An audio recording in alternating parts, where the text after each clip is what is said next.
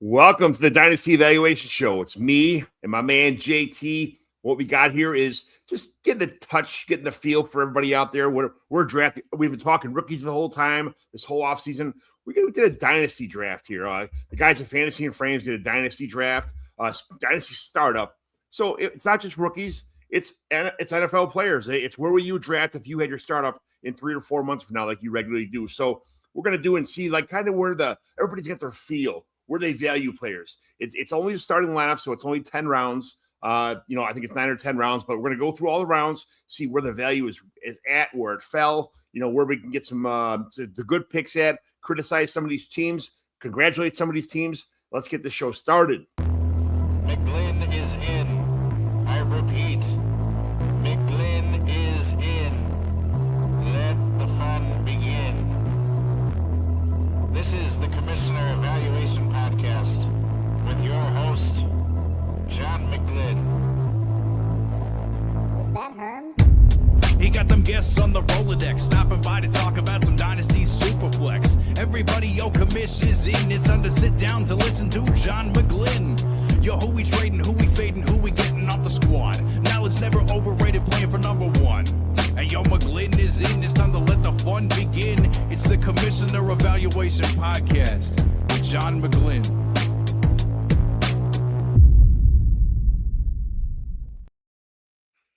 We are back. I get to see JT's face again for the first time in a while on the Dynasty Evaluation Show. We took some, life got in the way, the world got in the way.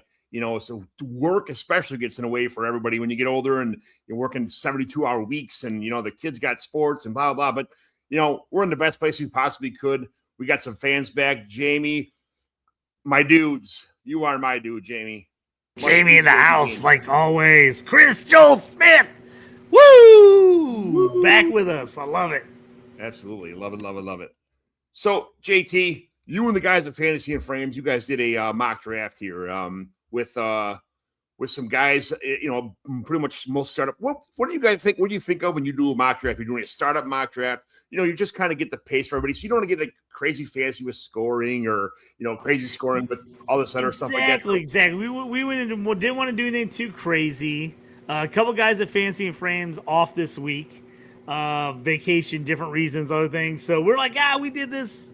I think we're going to run another one over there. So we were like, hey, maybe me and John will talk about the one we ran a week or so ago. Do another one over there. So basically we just said, hey, SuperFlex, tight end premium, like 1.5 on the tight end premium. And we're like, we're not going to do a full mock, like all team draft, but we're like, let's look at like the first 9-10 rounds, like starters, right? Let's not look at starters.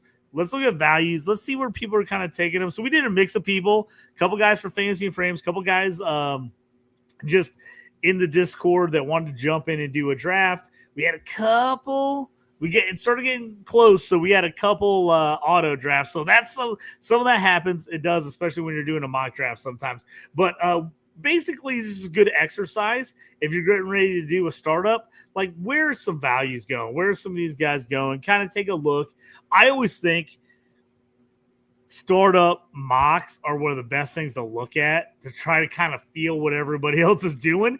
Yeah. Because again, the startup mock is maybe the most stressful. Like the real startup draft is the most stressful draft there is because you're like, this is my team for maybe the next 5-10 years. I don't want to F up the startup draft, right? Like if you have up the startup draft, you're like, okay, I'm in perpetual rebuild mode for at least 5 years. So I think sometimes it's good just to kind of look at these, see where guys have moved in value. We see it every day, John. What year to year you'll see a guy and all of a sudden, let's look at 2 years ago. All of a sudden, Brian Thomas, BTJ, and Stroud going for an insane amount of first-round picks. People didn't want to give them up. They both had awesome rookie years. Everyone's like, no way I'm trading those guys. They're like top 3 at QB, top 3 at wide receiver. They both have down years. Now all of a sudden you're like, where are they going to start up now? A whole lot later than they were a year ago. So those things matter big time in that. So I always think it's good. Let's just take a look, see who's fallen where. Every startup's going to be different, right? Depending on who values what and where you're drafting, right? We'll talk about that a little bit as we get into this strategy of where you're at in a startup can completely change depending on where you're drafting. So we'll talk about that a little bit as we get through talking about these players, where guys went, who we like, who we don't like, as far as picks, and we'll kind of go from there. Let's get to these teams, JT. That's what people want to see. All right, I'm going to pull up the board here for us. So jump in, take a look. Feel free to comment, tell us picks you like, picks you don't like. I specifically left out teams here, the guys that drafted. I didn't want to put anybody on blast. We kind of did it, and this one was kind of a quick one. Not gonna lie to you, it was a little bit quick, just because we were running out of time. We were originally going to do this like over a week ago. Mm-hmm. And so we turned down to an hour when we got late in this thing. So sometimes some people got auto drafted. These things happen. We know, especially as a mock, you don't want to hate on anybody if they can't get that in. So here we go. I got it up now. I got to pull up the board 1 through 12. Real quick, I'm just going to read through the first round for anybody that might be listening to podcast form. Can't see the board. I'll read through them real quick for you. So 101 was Josh Allen. 102, Drake May, quarterback Patriots. Number 3, Jamar Chase, wide receiver Cincinnati. Number 4, Bijan Robinson, running back Atlanta. Number 5, Jaden Daniels, quarterback Washington. Number 6, JSN, wide receiver since Seattle. I don't know why I want to say Cincinnati there. No, Seattle. Puka Nacua at 1-7, wide receiver, LA Rams. 1-8, Jahmyr Gibbs, running back Detroit. 1-9, Justin Jefferson, wide receiver Minnesota. 1-10, Lamar Jackson, quarterback Baltimore. 1-11, Joe Burrow, QB Cincinnati. And 1-12, Caleb Williams, Bears. So in a super flex draft, in this one, 12-teamer, we got 4, 5, 6. So half of the first round picks were QBs, 2 running backs, and 4 wide receivers. What do you think about that, John? I think the only, some people are scratching their heads right now saying, man, Justin Jefferson got me about 5 fantasy points a game last year. This is crap. Why would you take that guy? You could get so much better. Where's the Amon-Ra St. Brown, who finishes wide receiver 5 last, 17 years in a row? Why don't you take a quarterback here? But I mean, this is almost chalk for the first round. These are the best players, probably the 12 best players in the league. Josh Allen, if I was 101, I would have it would be a no-brainer pick. Josh Allen, bam. Drake May is in a lot of places. Drake May is a quarterback 1 now in Dynasty. He's no longer, the following Josh Allen. A lot of people have him ranked above Josh Allen. Josh Allen's getting some, he just got the DJ Moore upgrade. They're probably going to get a better receiver. Hopefully they don't take another Keon Coleman type player in the draft. But Jamar Chase, Bijan, Jaden Daniels, a lot of people, you'd be surprised how many people are trading away Jaden Daniels right now, even though the team is possibly going to get a good running back upgrade. You never know what they're going to do or what's going to fall to them. They're probably going to get a receiver in this year's draft for sure. But I mean, Jaden Daniels is small and he runs a lot, and they're worried about his injury history and his injury future. So, it's kind of I wouldn't call it if you have 105 and this is a dynasty, you have to take Jaden Daniels there because of the value. Or you could take JSN, who is just Superman right now on the receiver. I mean, he is by far number 2 to Jamar Chase. Puka does some crazy things off and on the field, but you cannot deny the man's talent. He is absolutely fantastic. Gibbs is pretty much the entire team right now. They got a new Isaiah Pacheco's the running back there now, too, is the early down back, but Gibbs is going to be the whole offense in Detroit pretty much. Justin Jefferson, Kyler Murray's there now, upgrade that situation. It's all he needs is to get the ball, and he could be back to the wide receiver 1 this season. So you can't pass up on a talent like that. Lamar Jackson speaks for himself. I like the Lamar Jackson become more of a not so much just tuck it and run, becoming like a pocket passer now, kind of. He's balancing his game. He's leveling it out. He could still run like the best of them, probably better than the best of them, but he's passing a lot more accurate now. And they've been rumored to get another in this year's draft, getting another wide receiver, also a shifty, fast wide receiver. So if that would be a great upgrade for him. They did lose one of their tight ends, but Mark Andrews is true, trustworthy. We see what he can do. Joe Burrow, Caleb Williams, like you can't blame anybody in a super flex in the first round for taking Joe Burrow and Caleb Williams. Yes, Joe Burrow is he's injury prone. He's got some injuries, but when he's healthy, there's nothing like having Joe Burrow on your fantasy team. So, and I love Caleb. There's so many weapons on that offense. Across the board, you can name that. There's not a player on that team on the offense in the receiving core that you can't say it will be a top 5 at or top 10 at their position. Your boy Luther Burden might take a little bit more time to develop, but tight end, the other Roma Dunze across the board, Colston Loveland, the running backs catching the ball in the backfield. If the Bears don't go running back in this year's draft, which I think they're going to, kind of unfortunately, but this whole first round is almost chalk as far as I'm concerned. Yeah, the only thing I think is a question mark is where the QBs go. And I think you see with this draft a little bit, you see that recency bias of guys getting hurt. Jane Daniels was going number 1 last year. Yeah. In so many drafts. Like, he was either going 1 or 2 behind Josh Allen in a ton of drafts. Injury dropped him a little bit. I think the same thing you could say with Lamar and Joe Burrow. If those guys had been healthy and 100% the last couple of years, I think they're both top 5 every time. Probably. I just think there's a little bit of that. They fell because people are a little nervous, and they're like, do I want the young stud wideout or the young stud running back?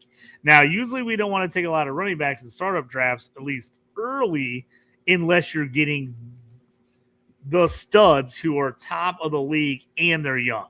That's where you're getting Bijan. That's where you get Jahmyr Gibbs. John, I don't know how you think about it. I think it's going to be almost impossible for either one of those guys to get out of a first round in a startup super flex, unless you're playing in a 2 QB league. Yeah. I just don't know how either of those guys make it out of the first round. So I think you're right there. And then wide receiver, I think this is a list that I think it's totally personal choice. I think Jamar's probably the guy that should go number 1. But then from there, JSN, Puka, and Jefferson, I think it's a total toss-up. Like you said, Jefferson a little bit of a dark horse, which it seems insane to say. But because of the QB play and him being down a little bit because of the QB play, falling all the way to 9, I'm not going to lie right now. I'm just going to throw it out there. The only person I'm going to call out is me. I took Jefferson at 109. So yes. He got to me there, and I was really debating QB first. Mm-hmm. There, I was like, ooh, I really was thinking about, honestly, Lamar, Burrow, and Caleb Williams. Like, all those guys I was thinking about it, and I was like, I think I can get Herbert or Lawrence on the way back was my thought. So I was like, ooh, maybe I take Jefferson and then I'll get QB on the way back. So that's kind of what's out there. But I think you could flip the order of a lot of these guys, but I think you're going to see a huge percentage of those guys go in your first round. Don't you think? JT, you know what? Here's the thing. Everybody knows this. You're all set up. You got your guys picked out, and the draft starts, and all of a sudden you're on the clock, and you're like a kid at a candy store. There's your favorite flavor and your favorite treat and your favorite ice cream and your favorite this and that. And it's like, shit, what do I do now? It's like you had a whole plan, and then it's like the whole thing got flushed down the toilet because you have these your brain goes into like short circuiting. You can't do anything. You can't think straight anymore because I don't want to take Justin Jefferson because I can get Lamar Jackson. I don't want to take Lamar Jackson because I could have Amon-Ra St. Brown. I don't want to take blah, blah, blah. It's like, man, it's so bad. So at some point in time, you just have to make a decision and go on because you're at right now, you're at 109. In 6 more picks, you're picking again, and there's still tons of guys left on the board. So getting Justin Jefferson in the first round is probably the worst. I mean, that's like, oh no, well, I messed up. I got Justin Jefferson, the 3rd best receiver in the entire world. Like, okay, you did fine. So Mark Ringo, thanks for joining us here, man. Hi, John and JT. Mark, I got to get you on the show one day, man. You're awesome. Thanks for always chiming in. But JT, so after that first round, can I read the second round here? Because this is I I love the way jump out the second round, and then we're going to bring up Jamie had a comment here, which I want to jump into, but I wanted to wait till we got to the second round before we did. Yes. So, yeah, go ahead and read us the second round. So in the second round starts out Justin Herbert, quarterback of the Chargers, and then 202 Amon-Ra St. Brown from the Lions. 203 is CeeDee Lamb from the Cowboys. 204, mine and your boy, Sunshine, Trevor Lawrence, Jacksonville Jaguars. 2-5, Malik Neighbors, New York Giants. Went through an injury last year. Should be golden from the season starts this year, hopefully. Be the number one guy in New York for sure, and the Giants for sure. Drake London, the Falcons, Mr. PPR King. Then look at this. How the mighty have fallen. Patrick Mahomes at 207 after Trevor Lawrence. Holy cow. Recency bias, buddy. Yeah. Recency bias and the JT effect. I know it's the Dynasty effect. I should probably not take Mahomes over him. But here's the thing about Lawrence. As you go through this real quick, I'll say it and I'll let you get back to the thing. People forget how young Trevor Lawrence is. Yeah. I know he feels like he's been in the league for 10 years. He's only in his mid-20s, people. He's only in his mid-20s. He should have a legit 10 years left in his career. Yes. Mahomes is starting to push 30. I know it doesn't seem possible, but he does. So that's my little 2 cents about that. John, I'll let you talk up Lawrence after this, but finish out this second round. Pete Nova, thanks for joining in the show, man. Much appreciate you being here, buddy. Pete Nova, JT. Loves your boy, JT. JT is the man. Pete, you got to get this guy in your show. He's the best. He's the best thing that ever happened. Me and him. Me and Pete agree on a lot of stuff on Twiher. So I just feel like I'm behind Pete. I'm just like 100% like 100% like. So all good. All good. Hey, Mark Ringo, first guy to tell me he's not a fan of my pick, which I agree with. He says, I like Lawrence, but Mahomes all day for me. That's probably the safer pick. Yeah, right. Not going to lie. A safer pick. Here's the only reason I went Lawrence. There was no way he was getting back to me, I felt, the next round. Now, maybe he could have because John wasn't in the draft. I know he's never getting back to me if John's in the draft. But I was a little nervous when I didn't go QB first round. If I would have went QB first round, I probably would have skipped Lawrence in the second round and probably taken Neighbors. So if I would have switched it up and taken Lamar or Burrow or Caleb Williams in the first pick, I probably would have went Neighbors in my second pick. I'm always super nervous in SuperFlex not to get QB in one of my first 2 picks. At that point, I feel like you're just waiting and you're taking whoever's left. But that's where I'm at. We'll talk about that as strategy as we keep going. Sorry, John, I keep butting in on you. Finish this round. I don't mind. There's no time limit on this show, so no worries. So Patrick Mahomes at 207. I saw him running. Everybody, they showed his pre-workouts. My mom's the biggest Patrick Mahomes fan in the world. So they showed his running, walking, taking a couple steps back, throwing the ball in the gym. And I'm like, she's like, oh, Mahomes, there's no guarantee he's going to be ready for week 1. So, Trevor Lawrence will be ready for week 1. That's a guarantee there. You don't know what's going to happen. There's setbacks, injuries that happen. I'd better be safe, especially with a guy that with more of an upside, I believe, with Trevor Lawrence. So then we go 208, Ashton Jeanty from the Raiders, who's the Raiders with a good quarterback, probably another good receiver in this year's draft to go on with a good tight end, good improving offensive line. They are on the way up and up. So Ashton Jeanty is not going to be just the focal point of the offense. There's a lot more stuff going on there. George Pickens, that's your guy right there, JT, okay? I mean, who thought that he would go to Dallas and do what he does? I feel like I don't want to talk too much smack, but I just remember fighting everyone on Twitter about how George Pickens was good. Every analytics guy told me he was terrible. He can't separate.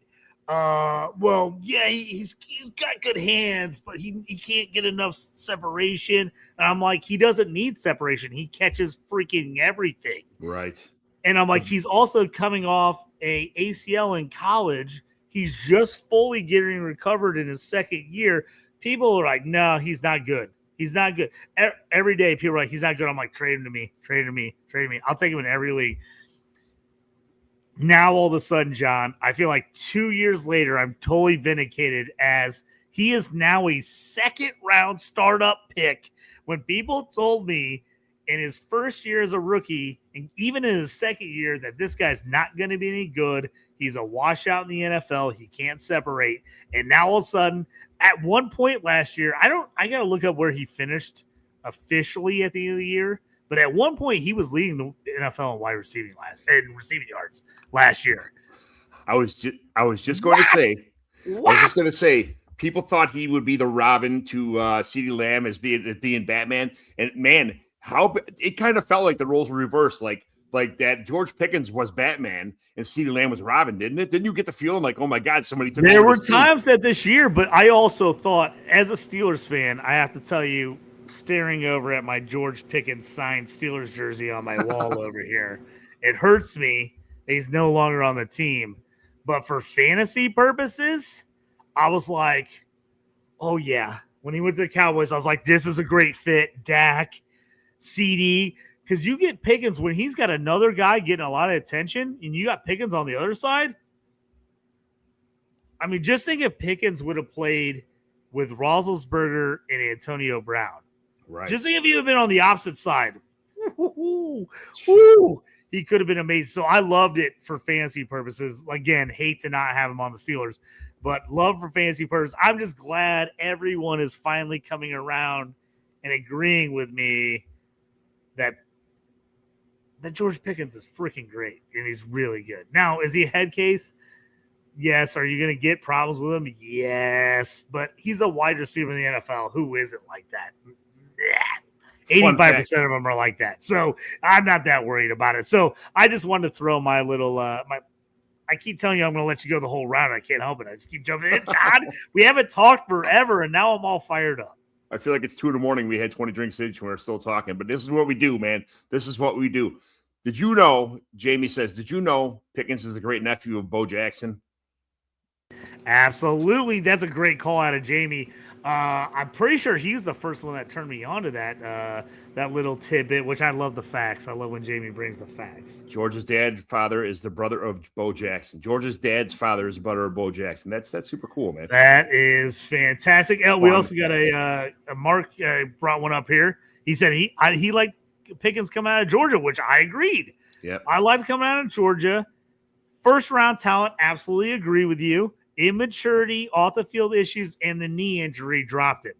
There is no way he goes to Steelers where he goes to Steelers if he was healthy that entire season. There's no freaking way. I mean, no way. So I totally agree with Mark. Great call. I love when the Steelers got him. I was ecstatic. I knew it was going to take a little bit of time. They haven't had great QB play, but he showed you last year what he can do in a good offense with a good QB. So love that for George Pickens. Love it for the 8 million shares I have him in all my fantasy leagues. All right, our 17 minutes of George Pickens talk is over now. Okay, we got to keep the show going. That's it. They're done. 210, Devon A-Chain from Miami. All right, at 210. Now listen, when there's smoke, there's fire. I mean, and that's all I hear is trade rumors with Devon. Devon A-Chain could go here. Devon A-Chain. If the Dolphins are rebuilding, what's the point of keeping A-Chain when you can get more? I mean, he's got to go somewhere. You don't have and I don't. If he stays in Miami with a shit team, I don't see him doing anything close to what he did before. So he feels like one of the first big names that gets moved, right? Absolutely, because they feel like in total rebuild. I know they believe in Malik Willis. I have to tell you, I already don't believe in Malik Willis. I just think, and not that I think Malik Willis is terrible. I think this team is terrible. This feels like a team setting itself up to just bottom out. Yes. A-Chain just feels like the guy that's got to get moved, right? He feels like the guy that's like, he's like the last bastion of talent on this team outside of a couple good linebackers, but we're not talking IDP on this show. He's like one of the last good guys.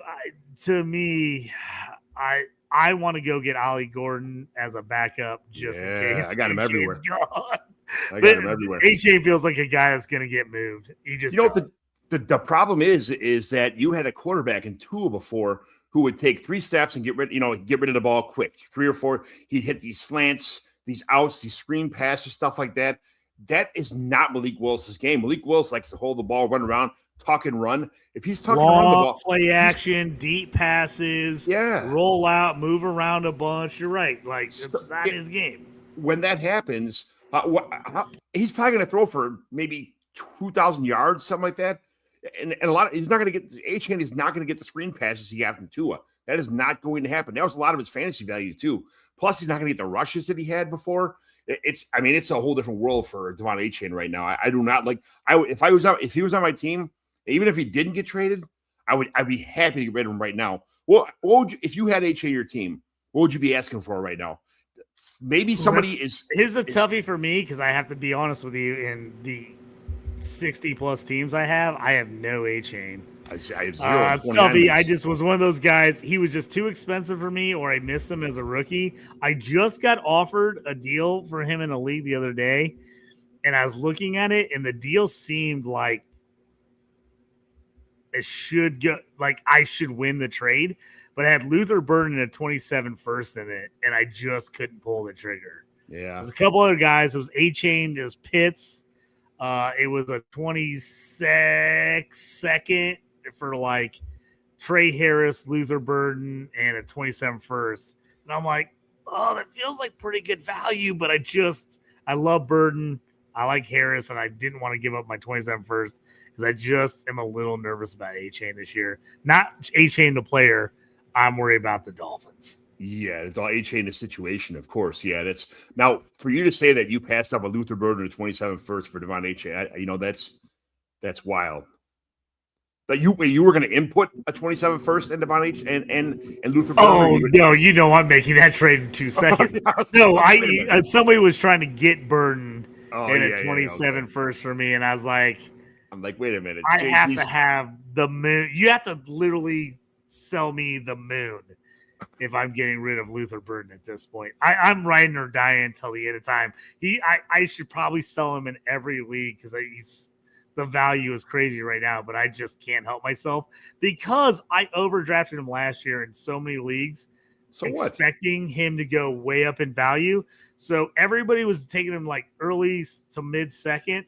I was like moving into late first to grab him because I was like, I'm not going to wait and lose him by one pick, right? I'm not going to wait till 2-3 and hope he gets to me. I'm going to trade up. I'm going to trade a 26 first. It's something else, and I'm going to trade up to like 111 and get him, or 112 and get him. So that's what I did in a lot of leagues. Yeah, man, that's just what you do. You know me, JT. Like last year, I probably made about 5 trades before the middle of the second round. I mean, I was getting all my guys, but Luther Burden was just somebody that people were not. They're like, I know who you're getting because you're in a draft with like 15 of the same guys in some of these leagues, and they all know who you watch in all my leagues. Most of my leagues are in person, so they see the board. Last year, we had 4 in-person drafts in one draft. 4 in-person drafts in another day. Just checking the board, be like, what did John take in this round? What did John take in this round? And you traded up to get Burton. Yeah, Burton and all the even like man, it sucks when you trade up to get a guy. Everybody knows who you're going to get in the next draft, especially when it's all in the same room in the same day, and they're like, this is bullshit, man. But it's kind of hard to. I wish I didn't have so many of my friends in the same like 3 or 4 or 5 leagues, and they know what I'm doing. Then it's like, but it is what it is. It's fun, but at the same time, it always burns me in my home league because I do all my drafts for all my other leagues. Usually that I have combined drafts with other guys. I always try to do my home league first before I'm like, because here's the problem too for me, John. I'm like co-owners with a bunch of my friends in other leagues, but not in my home league. So I'm like, I want to try to get my home league out of the way before I have drafts with those guys. So I want to tell them everybody I like, and then they all steal them from me in the home league, right? So I try to learn my lesson of that. Home league first, draft if possible, and then I'll do all the drafts. So then they can steal those guys from me in 2 or 3 other leagues, but not in the home league. So I got 3 drafts going on 2 different days this year, and I put the ones I have the least amount of draft picks as the first one drafting. So I'm in the same boat as you. That's just being a smart commish right there. That's heavy. All right, hey, because we talked about a bunch here. Go 211, and then if you want to rush through third round too, do it, or I can do third round. You tell me. You can take we'll alternate rounds here. So James Cook, Buffalo. You love James Cook. The guys I had him last year in a couple leagues. Just accidentally trading for him because I liked him. Nobody knew James Cook was going to be the absolute rocket fire explosion that he was. I mean, it was crazy how many points he scored. But Tedero McMillan, this is Nick Scripps guy. he likes him. Don't get me wrong. Tet's a great receiver. I just don't like that off. I don't like the situation, especially they're going to add someone else there. He's going to get a bunch of stuff, but I'm not. Tet's like not my type of guy. I like the Chris Godwin, the DJ Moores, like the slot, the big slot guys kind of. Tet's like an outside guy, and it's not really my cup of tea. He plays the slot sometimes too, but I like I like dudes that are just kind of playing in the slot, getting pelted with targets, not guys that have to fight for the ball a lot because they seem to get lost sometimes. They have great games like blow up games where they kind of have these, they get double teamed and they have shit games for a while. So I like Tet. The talent is awesome, but with the quarterback in a situation, I don't like his long-term value. So, John, I agree with you. I like Ted a ton. He was one of my favorite players coming in the draft last year. He was my wide receiver 1, but you hit the nail on the head with him. He's a boomer bust guy a lot in fantasy. He was boomer bust in college, and he's been boomer bust a little bit in the pros. Like, he has some monster games, but then he'll have some games where he kind of disappears. Like, if you go back, look at Arizona, I mean, he was an absolute beast at Arizona, but you turn around, he'd get like 12 catches, 305 yards, and 3 touchdowns. And then he'd have like 4 catches, 35 yards, 0 touchdowns. And you're like, you said 300 yards last week. He is, because he's an outside guy, he will have those monster games and those down games. I like Tet, the talent. I don't love the situation, like you said, with the Panthers. Worries me if Bryce Young doesn't ball out for the Panthers this year, which is very questionable. They're going to probably jump on the train that everybody else has and start looking for another quarterback. They're going to start doing the Arizona where they're moving Kyler Murray. They're going to be Miami Dolphins moving off Tua. They're just going to be there. So I'm a little nervous about him on that one. Before we discuss any more of these guys, I'm going to run through the third round. So without me being able to interrupt myself, we'll run through the third round and then we'll talk about third round. So 3-1. Brock Bowers, remember this is a 1.5 tight end premium. So Brock Bowers is 3-1. Jalen Hurts of the Eagles, quarterback 3-2. JT, my guy, Jonathan Taylor, 3-3. Running back Colts. Trey McBride, another tight end. As soon as you see that first tight end go in the startup, you better be ready to take them if you want a tight end guy, because that's where they're going. Trey McBride, Arizona Cardinals, 3-4. Chris Olave, New Orleans Saints, 3-5. Amarian Hampton, Chargers, 3-6. Colston Loveland, 3-7. Chicago Bears, second-year tight end. Then sorry about that. Jackson Dart, Giants quarterback at 3-8, 3-9. My boy, that took Marvin Harrison Jr., wide receiver Arizona. I still believe. And then Nico Collins, 3-10. Houston, Chase Brown, another nice guy. Illini, 3-11. Cincinnati Bengals running back, and then Emeka Ibuka, wide receiver, Tampa Bay at 3-12 to finish out that round. John, what do you think about this third round? And I was going to pull up, Jamie says a while ago, I've been saving it in the chat. He loves that Neighbors Dart combo. I'm a huge combo guy. I love that combo. I thought that was a great move there. I was never a stack guy until a couple years ago, and now I do stacks whenever I possibly can. And it's not. I know I hear it's like a best ball thing and blah blah. It's a thing on every team. If you like scoring points, why wouldn't you want a good quarterback with a good wide receiver? And just to clarify, like last year, I was taking Emeka Ibuka before. Ted McMillan to me was like a consolation prize if I couldn't get Ibuka. I'm like, all right, I got Ted somewhere, And I've only got Ted in a couple of leagues. I was pissed if I didn't get Emeka Ibuka, but I traded Rashee Rice in a late second to get Emeka Ibuka during the live draft at 201 last year, and I was like, yes, I was so happy about that. He falls right into Chris Godwin, DJ Moore kind of player. I love the big slots, so it is what it is. Again, the Neighbors Dart combo is absolutely perfect, but in this round, the tight ends, Bowers, McBride.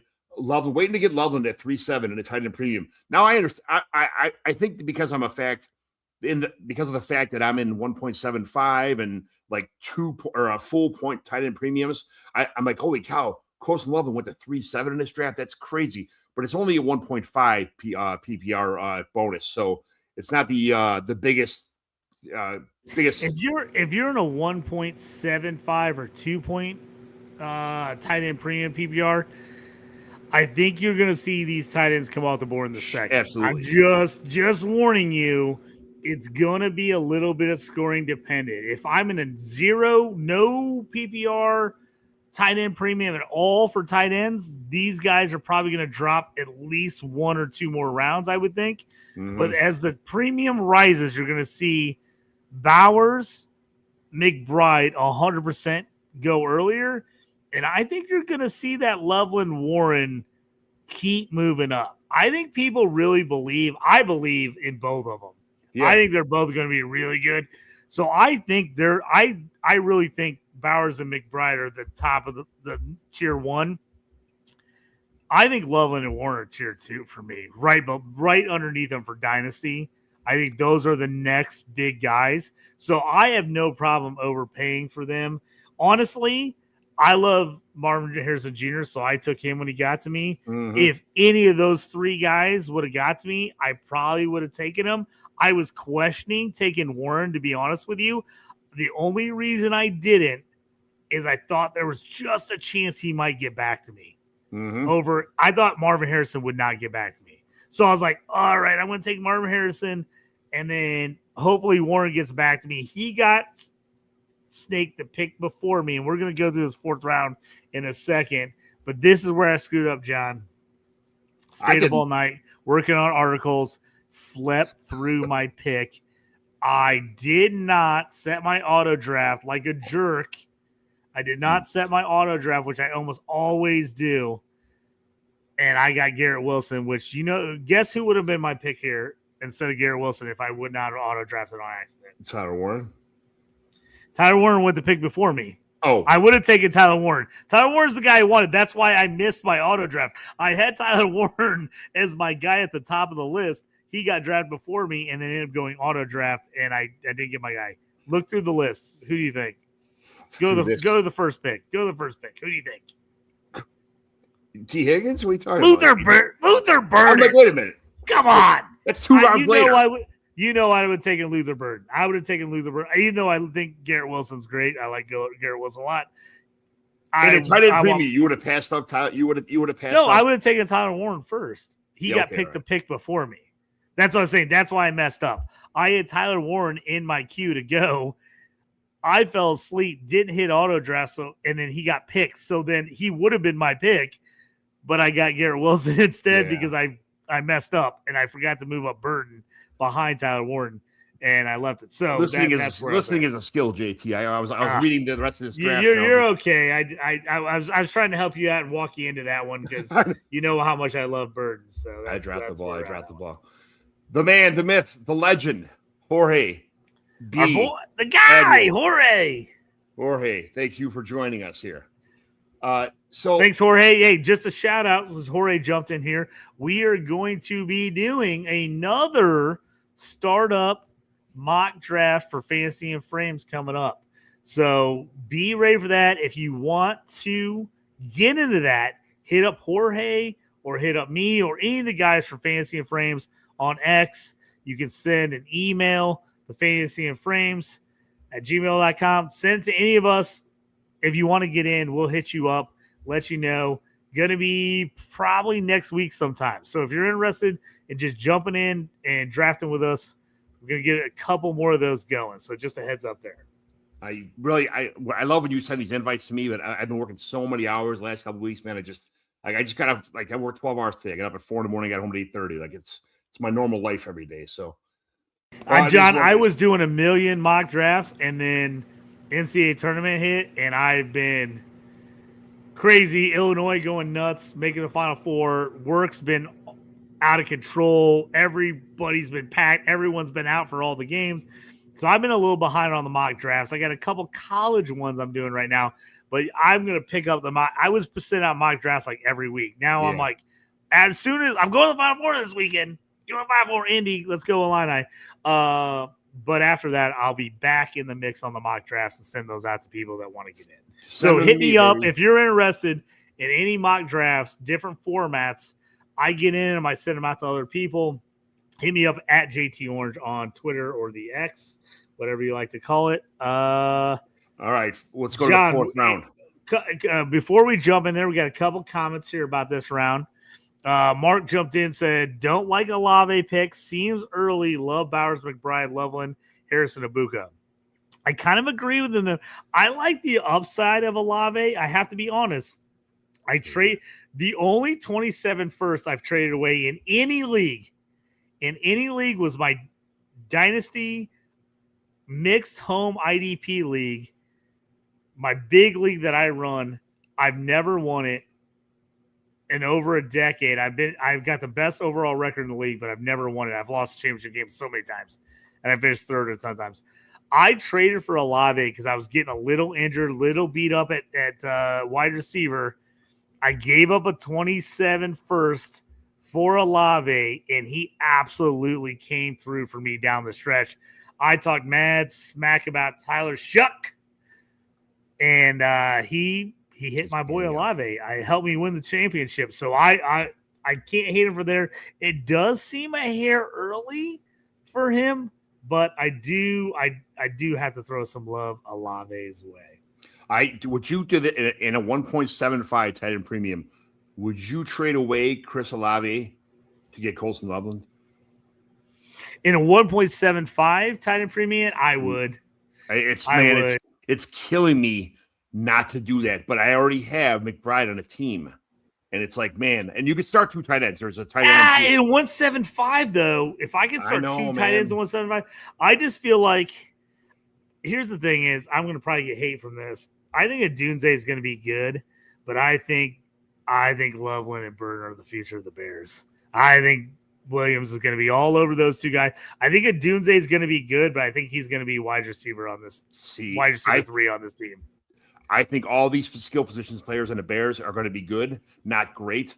And unless you take Caleb, like the only person I think to take is Caleb Williams. The rest of the guys are going to be like good, but not like fantasy. Just absolutely, they're going to kind of consume each other, on the targets. Being in Chicago, being on the Bears is always a little bit of like offense. Like how much offense are we really going to get out of these guys? It's just Bears history. So if New Orleans had a absolute quarterback I trusted, I would like Olave more. I don't love Shuck. He was pretty good at the end of last year. I'm still not super confident in him. I know other people are. I do like Olave's talent, though, especially once they moved Rashid Shaheed. Yeah. He almost had no one else to throw to. So I was like, just keep chucking it to Olave. So he up in the air there, depending on your team needs, but I probably in a 1.75 would go. What about a 1.5, not a 1.75? Same trade. Definitely closer to me. That would totally depend on team build. If I needed a wide out or if I needed a tight end. If it's like a start 3 tight end or start 3 wide out and I had 2 really strong wide outs, but not a really strong third wide out, I'd probably want Olave to make sure I had a guy I could play every week. And it's funny, we're talking about 0.25 points. It's different of like a point a game, maybe, maybe a point and a half a game at the very most kind of thing. It's not that big of a deal, but it's enough to kind of put it over the edge, So yeah. What you're hoping with Loveland is he's just scratched the surface. That's what you're hoping. You're hoping you're buying semi-low because he's gonna crush. Eventually here. That's what you're hoping is he becomes like the alpha tight end on this team, and he ends up being a top 5 fantasy tight end for the next 10 years. That's what you're hoping. When you get these drafts going, send one to Jamie. He's always ready to mock draft, okay? So I will get you in the mix, Jamie. Like I said, I've been behind the last couple of weeks. I've been knee deep in NCAA basketball, so favorite time of year, but we're getting back into football here. One good weekend away, and then we're back here. John, do you want to read off round 4 here? Yep. So I am trying to get Ladd McConkey everywhere. That's just one of those things where I think he's going to actually just go nuclear this year. So McConkey in a 4-4-1 is a great pick here. It's probably where I want him at. that some people are like McConkey. The Herbert McConkey the stack here Again, is the stack, phenomenal. Yes. Phenomenal. The stack. I wanted Herbert on the way back and then T-Law, and Herbert got taken from me in that second. That's who I had my on, was Herbert. You know what's funny? You probably could have took Herbert at the 1-9 and came back and still got Trevor Lawrence. I almost thought about it. Like I told you, I was looking at all those QBs. I almost went those QBs first, and then I came back with another QB after that, and I didn't. Still happy with what I got, but yeah. These are why we do the mocks, right? You got to look and say, oh, if I would have done that a little bit differently, maybe I would switch this. Some people would have let McConkey fall in our 2 rounds. I probably would have took him right around the Ibuka McConkey area. That would have been my – if I was the 12 pick, if I was number 12 and that was me, and I always pick from 1 or 12, that was 100% the back-to-backs. I would have got Ibuka and Ladd McConkey right there in that area. So 100%. So then we got Bo Nix, quarterback, Denver Broncos, Tyler Warren, the Indianapolis Colts, your boy, Garrett Wilson. Man, unless I don't know. Garrett Wilson is just dying a slow death in New York, but it is what it is. Rashee Rice. Now, Mark had made a comment before about. Here we go. Just bring it up right now. There you go. Bust alert. Rashee Rice last year of rookie contract. I think looking at the lengthy suspension, no guarantee he stays in KC. KC's been rumored to go after wide receiver here too. Bust alert. You can say whatever you want to about him. He's a good football player. He does not need the Kansas City Chiefs to be a good football player. He's still young. He's still good. Yes, the knucklehead factor, as they call it, is part of the situation. But, man, he can go a lot of places and still be a pretty good receiver. So if you can get Rashee Rice low, get through the suspension, hopefully he gets, winds up somewhere, gets his life together. You never know. I'll take Rashee Rice. This is a little bit early for me for Rashee Rice. I get it, Mark. But, he's still in this area. Brock Purdy. Yeah, I gotta agree with Mark here. Like, I don't have problems still taking a chance on Rashee Rice, but like, looking at all the wideouts that went after him. Yeah. I would have took Devonta Smith before him. I would have probably waited. He probably could have got Rice on the way back, where he got Bucky Irvin. So that's my only dig there. 100%. I think I could have waited on him a bit. Especially, Dak. Next pick is Brock Purdy, San Francisco. Brock Purdy is game manager. He gets 250 points, 250 yards, and 2 touchdowns a game. Nothing special. Doesn't wet my whistle. Dak Prescott does wet my whistle. I love it. He just falls back and just throws 1,000 passes a game. And he's got good receivers too. Depending on what happens with your boy Pickens, we'll see. They tagged him, but he may go somewhere else. They might have to trade him. Jameson Williams. Another guy in the up-and-coming list here. I like James Williams a ton. A.J. Brown, I got him in a couple leagues. I may trying to trade him, but I'm afraid that he's going to get traded this offseason, go somewhere where he's going to go absolutely, I don't want to say nuclear because that's kind of I've been using already that too many times, but he has a chance to go somewhere. Why can't A.J. Brown just go to Buffalo and be on the outside? There's no better place for A.J. Brown than Buffalo. I don't see him fitting anywhere else besides there, but it's a money situation. He's probably not going there. Devonta Smith, I would have took the Slim Reaper over Rashee Rice. I would have took the Slim Reaper over Garrett Wilson probably. I would have took him over T. Higgins. I would have took him over Luther Burden. He fell. So that was the next pick, 410. 411, Breece Hall, fair pick. Eventually Breece Hall is going to either get off the Jets or the Jets are going to get on the Breece Hall train and get him going. He has a lot of good games too, but he's got so many factors working against him in New York. And the final pick for the 4th round, 412, T. Higgins from the Cincinnati Bengals. There's some questionable picks here. Of course, we talked about Rashee Rice and Brock Purdy. You kind of have to just take there, even though he's not exciting, but he gets the job done. And Jameson Williams. I think a lot of people are undervaluing Jameson Williams. What do you think about this round, JT? Yeah, I still like Breece Hall, even with all the stuff that's happened. Yeah. I really think he's a good player. He's been on a terrible team the whole time. I'm not totally done with A.J. Brown, even though I know it's been a little filthy. I know Dak's older than Purdy.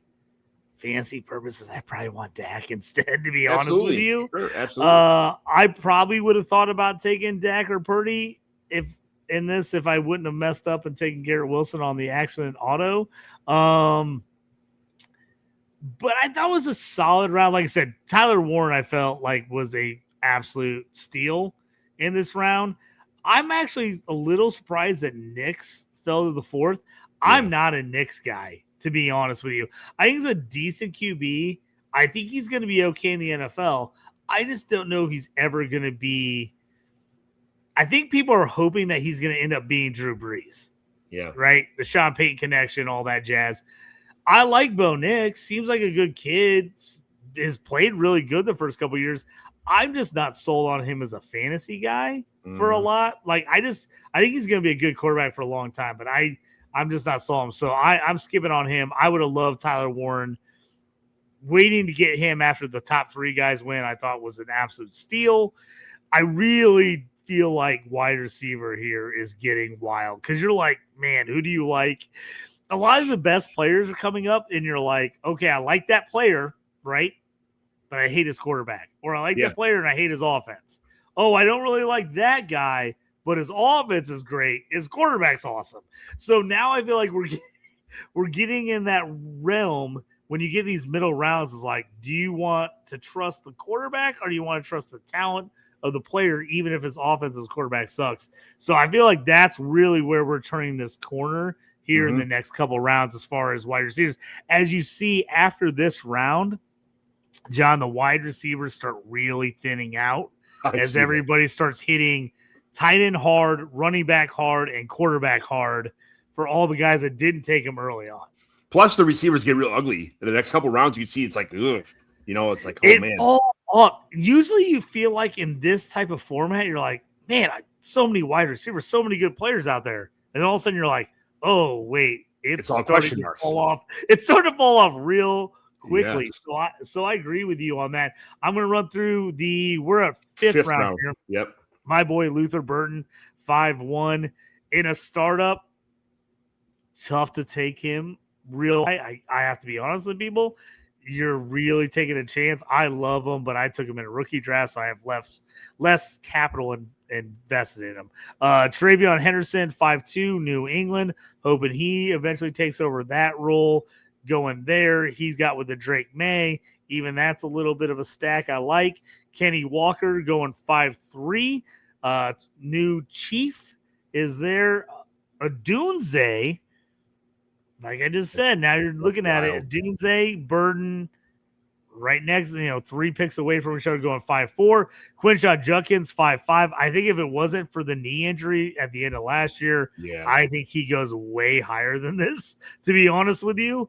It's just, I think people are nervous, and they're nervous about Cleveland, which you should always be nervous about Cleveland, Jamie. Sorry to say that. Harold Fannin at 5'6". Fannin, a guy rising up draft boards. No more Njoku. No more Njoku. He proved that he can play at the NFL level. Had one of the worst combines I've ever seen. I saw him in person. I was like, this guy. I watched the film. I'm like, this guy is so much better on film than he played at the combine. He's just a football player. I think he has success right on. So I like 5'6". It's a little bit of a your wish casting, but here outside of the top guys, I don't hate it. Tucker Kraft coming off the injury, 5'7" from Green Bay, going there. 5'8", Bucky Irvin, Tampa Bay. This is where I jumped in. I was like, okay, quarterbacks are going to have to start flying soon. I still believe in C.J. Stroud. C.J. Stroud was a top 5 pick 2 years ago in startup drafts. I'm like, I still believe in his talent and his ability. So I jumped on C.J. Stroud at 5'9". Saquon Barkley, 5'10", which is pretty interesting that JT went 3'3" and Barkley went 5'10", almost 2.5 rounds later. They're a couple years apart. JT's still a little younger, but a little interesting to see 3 rounds apart. Christian McCaffrey right after him. So if you're looking to build a team with those veteran running backs, this is a good example to look at. 4, 5, 6. That's the round you need to start looking at those veteran running backs if you skip guys early on. McCaffrey went 5'11", and then we got Kyron Williams, For the Rams, 5-12 as people started filling in running back here. John, what do you think about this 5th round? I can't believe that Kyron Williams is in the same conversation with Barkley and McCaffrey. That kind of hurts my feelings, but I know that Kyron Williams has a big role too. And Bucky Irving, I feel like if you didn't get rid of Bucky, you should have sold him a year too early than a year too late. I think he's going to have a really down year this year. He's not going to be the Bucky Irving that he showed flashes of earlier in the season last year. But this round, let me ask you a question. Ken Walker, I'm going to go through the last round. Would you take Ken Walker over Garrett Wilson? Now that he's on the Chiefs, now that he's going to get all the receiving out of the backfield, and let's just say you're up. Would you be eyeballing Ken Walker or Garrett Wilson? This is a startup dynasty draft. This is a toughie because I like Kenny Walker more than a lot of people. I know the injuries have been there. I believe in the talent with him. I love him. Him going to the Chiefs, to me, gosh, they've done so much with so little the last couple years. and when Andy Reid's had any kind of decent running back, he's made them look amazing. So I have to tell you, I'm a little bit on the Kenny Walker hype train right now, knowing that he isn't dealing with Charbonnet anymore, and that even though the Seahawks won the Super Bowl, all about it. Sam Darnold, me and John, the very first 2 people that said Sam Darnold could win a Super Bowl. We said it 3 years ago. We told everybody. No one likes to hear it, but we did. We said he could be good if he got on a good team. He could win it. We said that, so I'll keep bringing it up. Kenny Walker, I think this Chiefs team is going to come back fired up this year. Now, the question is, how much of a healthy Mahomes do they have all year? I know they just got Justin Fields, which I feel like he's been totally jerked around. But if anybody can make Justin Fields money in the future, it's got to be Andy Reid, right?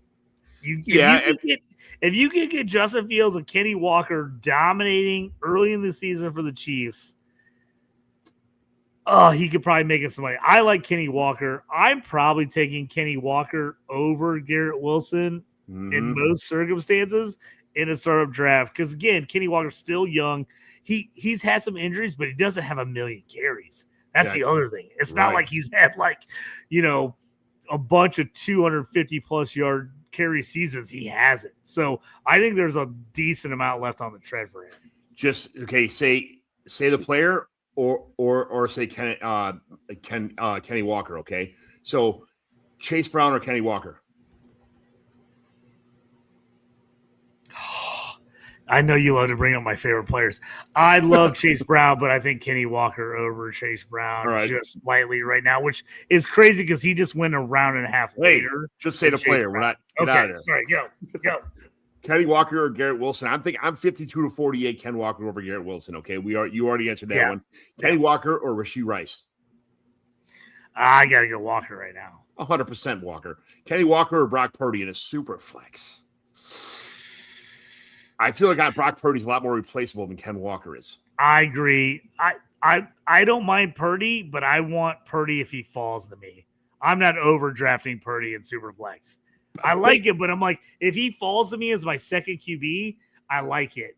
Jared Goff and Baker Mayfield. Well, that's what I'm saying. I'm probably drafting Kenny Walker first because I'm assuming that I'm going to need to draft Kenny Walker before Purdy. Yeah, okay, all right, okay. All right, I would take Dak Prescott over Ken Walker just because of the fantasy points with that one. That's just me. Ken Walker or Jameson Williams? I'm Kenny Walker. Yeah, same. A.J. Brown or Kenny Walker?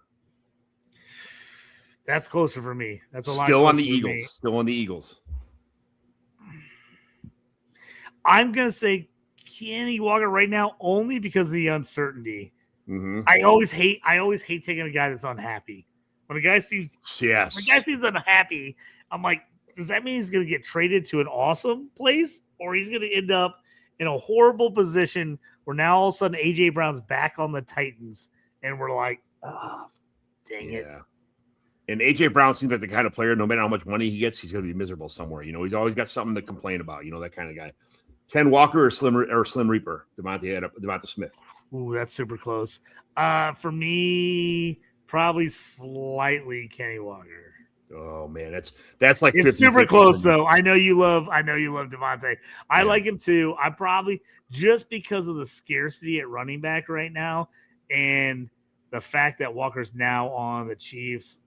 I feel like I'm totally blindly diving in that a Chiefs running back is going to be good, right? Yeah. I accept that I'm doing that right now, but I actually feel like he's going to be good for the Chiefs. Ken Walker or Breece Hall?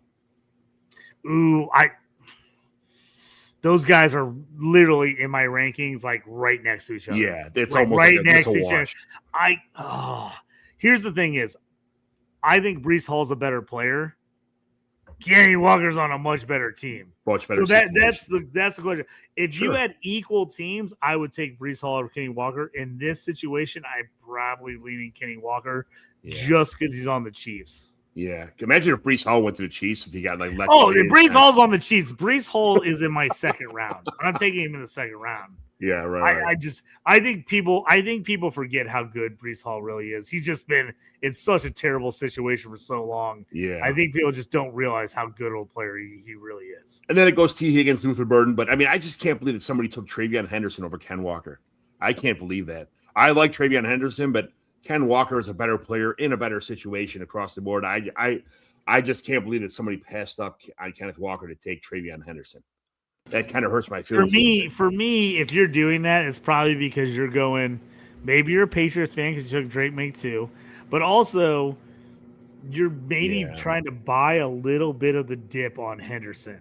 Everybody expected him to be the man right out of the bat, absolute stud, leading the way for the Patriots. He wasn't. So maybe you're trying, and I can see this. I've done this before. I overdraft the guy slightly because I'm like, I think he's going to blow up, and I'm going to take him a little early just because I don't think he might get back to me. You know what I mean? Yeah. I could see him going like, oh, I like these other running backs, but like I really like Travion Henderson, and he's no way he's getting back to me. So I overdraft him, which I will do in drafts where maybe I take a guy I really like who's maybe 4 or 5, technically 4, 5, 6 guys ranked lower than guys I have. But I'm like, that other guy's not going to get back to me, and I really want to have him, especially if he's younger. Yeah. I think where the Travion Henderson comes on, younger, on a good team. I can see somebody making the argument for it. Yeah. I mean, I like taking my time and finding these drafts, these little like diamonds in the rough in the middle of drafts, and kind of comparing it to where they went before and after. So, I'm sorry if I take up a little bit too much time on some guys sometimes, but it's, I think that Ken Walker in this situation was kind of super underdrafted. But I'm going to jump to the next round here, JT. It's the 6th round here, 6 of 9. Jalen Waddle, Denver Broncos, new home. A lot of receivers don't just kill right out of the box when they go somewhere else right away. So Garrett Wilson, Dynasty, Ken Walker for redraft. All right, I can see that. Brian Thomas, Jacksonville Jaguars, another guy that might find a new home soon. We'll see. I don't think he's going anywhere, but, where there's smoke, there's fire sometimes. Josh Jacobs, I traded Josh Jacobs like 2 years ago thinking that he was going to be done. He's due for an injury. Dude, just sticking it up my ass. But now, sometimes I better trade too early than too late, but I traded way too early on Josh Jacobs. RJ Harvey, never really been a fan. I think he's average. Another JT sleeping in the middle of the day because I stayed up all night. Auto draft. I do not like RJ Harvey. I would not have taken RJ Harvey in a million years here. I have to be honest with you. There's no freaking way I would have taken RJ Harvey. You know who I would have taken here? That guy that just went right after me. I would have taken Sam Laporta because I missed out on Tyler Warren. Yeah. Sam Laporta would have been my guy here. I blew it. I blew it, people. I'll be honest. I blew it. I would have absolutely taken Laporta as my guy. Doesn't Sam Laporta have doesn't he have some like back injury going on too? I was kind of worried that he's had some issues. He's an Iowa guy. He's gonna get it together. I like Laporta. I think they're gonna get him back in the mix. I really do. I like him still in a tight end premium, especially this late. If I've already waited, so like off the board, we've got 1, 2, 3, 4, 5, 6. He's the 7th tight end off the board. I'm in on that. I'll just tell you right now, I'm in on Laporta as tight end 7, especially in a tight end premium where I can get him in the 6th round. So I would have been there. 6th round, JT got his guy RJ Harvey. Okay, and he reached for him. Like he was kind of. I think he made a trade to get RJ Harvey here. And then Sam Laporta, tight end premium. Baker. Remember we got Andy Behrens to say Baker touchdown maker on our show. That was hilarious. I got to find that and replay it or something. Yeah, that was fantastic. Travis Etienne in New Orleans. I mean, he honestly could take over that powerhouse role. You figured then making the move to him, he's got to, right? He has to. Kamara is going to retire or he's going to split with him a little bit, but you don't go out and sign Etienne if you're like, oh no, Kamara's still our guy. Yeah, come on. They may just trade him and say, Kamara, it's been a slice, so you can get out of here. And the problem with Kamara is the big issue has been he's made it pretty clear he doesn't want to get traded. Yeah. So that's the issue. You kind of see what happens there. So far right now, it's really killing all my Devin Neal shares, but those might have been dead in the water anyway. We'll move on. Yeah. That's the problem with having these 30-man rosters. Is when you try to trade for a guy like Devin Neal, people are still like, I'm going to hold him. It's like there's room to hold. And I hate small roster because I like harvesting everybody, but at the same time, it kills you when you try to trade for these guys too. But John, you can't have a small roster because you can't take a bunch of 4th and 5th round rookie tight ends and hold them for 3 or 4 years. That's what I do, baby. That's what I do. I know, you and me both, brother. All right. So then we go to after that is Zay Flowers from Baltimore Ravens. Zay Flowers is expecting to get some company in the draft this year. Yeah, six rounds, pretty good for Zay Flowers, though. That tells you how little people believe in the Ravens right now. Hey, man, I traded a 302. I traded a 302 and I got Zay Flowers in the league from a guy who didn't believe in him. So, I mean, that's a rookie 302. Yes. Yes. Oh, John. Oh, John, it's just stealing. That's just stealing.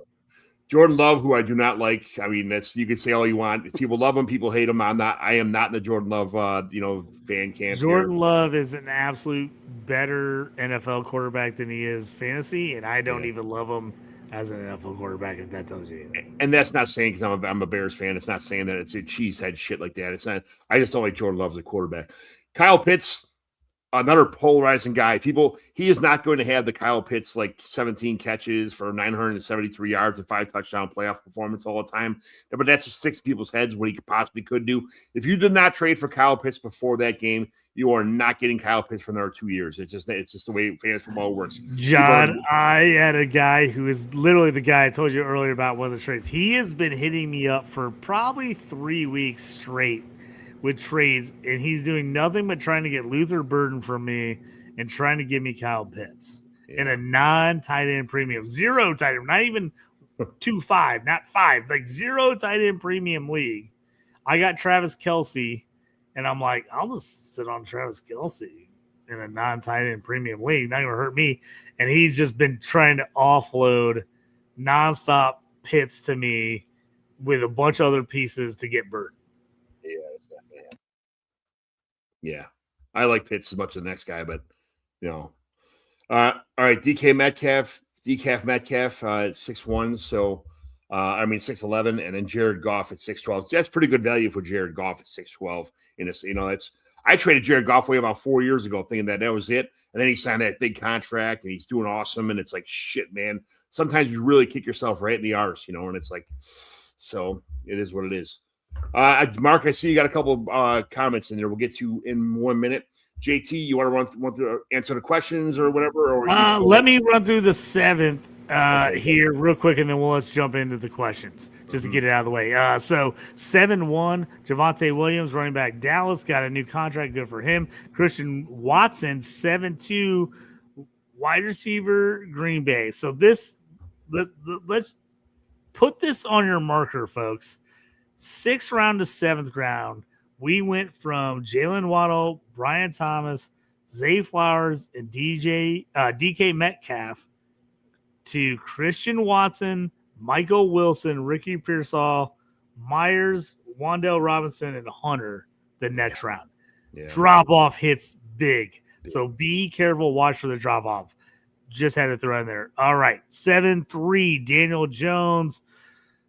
I'm just, as a Colts fan, really struggling with this. I hope he somehow comes back and plays better than Danny Dimes in the past. Kyler Murray, 7-4, 7-5. Tyler Shuck. I don't really believe in Tyler Shuck at all, to be honest with you. But like him going like later than Daniel Jones and Kyler Murray kind of surprised me here when like Murray just got traded on a 1-year deal with the Vikings and Daniel Jones is like coming off an Achilles injury. Like, who knows? They say he's going to be ready for the season. I'm not sure I believe it. He also started falling apart before he got hurt at the end of the year. So I thought that was interesting. Michael Wilson at 7-6, wide receiver, Arizona. Cam Scatabo, 7-7, New York Giants. Running back, Pearsall, 7-8, San Francisco wide receiver. Then Travis Hunter. We're going to get to the comment here about Travis Hunter in just a second. At 7-9, wide receiver, Jacksonville. Sam Darnold at 7-10. Our boy, Sam Darnold, the only thing he killed me, he didn't win Super Bowl MVP, which I had the bet on. Myers, 7-11, wide receiver, Jacksonville, signed a new deal. Jacksonville, he should be there for a while. John, I took a little bit of a ballsy move. I took Hunter over Myers. That's a ballsy move by me with the Lawrence stack. I will say that, but I really like Travis Hunter. We'll talk about him in just a second. And then Wan'Dale Robinson, one of my favorite under-the-radar guys, going at 7-12, the new Tennessee wide receiver. Let's talk about this 7th round, John. This is like an entire round of guys I traded for this year. I traded away. I was in the championship game, so I needed a wide receiver. I traded away I gave somebody the 112 from what would have been like, it would have been, if I would have won, it would have been the 112. I got Wan'Dale Robinson in a 201. Like, I moved up one spot to get Wan'Dale. Why wouldn't you do that? And I'm going in a championship game. Somebody else wanted to play piggy bump up a couple spots, and I just said, I kind of held my ground. He was asking for a whole bunch more. I held my ground. He got the 112. I got Wan'Dale Robinson, and he got, now it was the 201, whatever. So it was 27 second.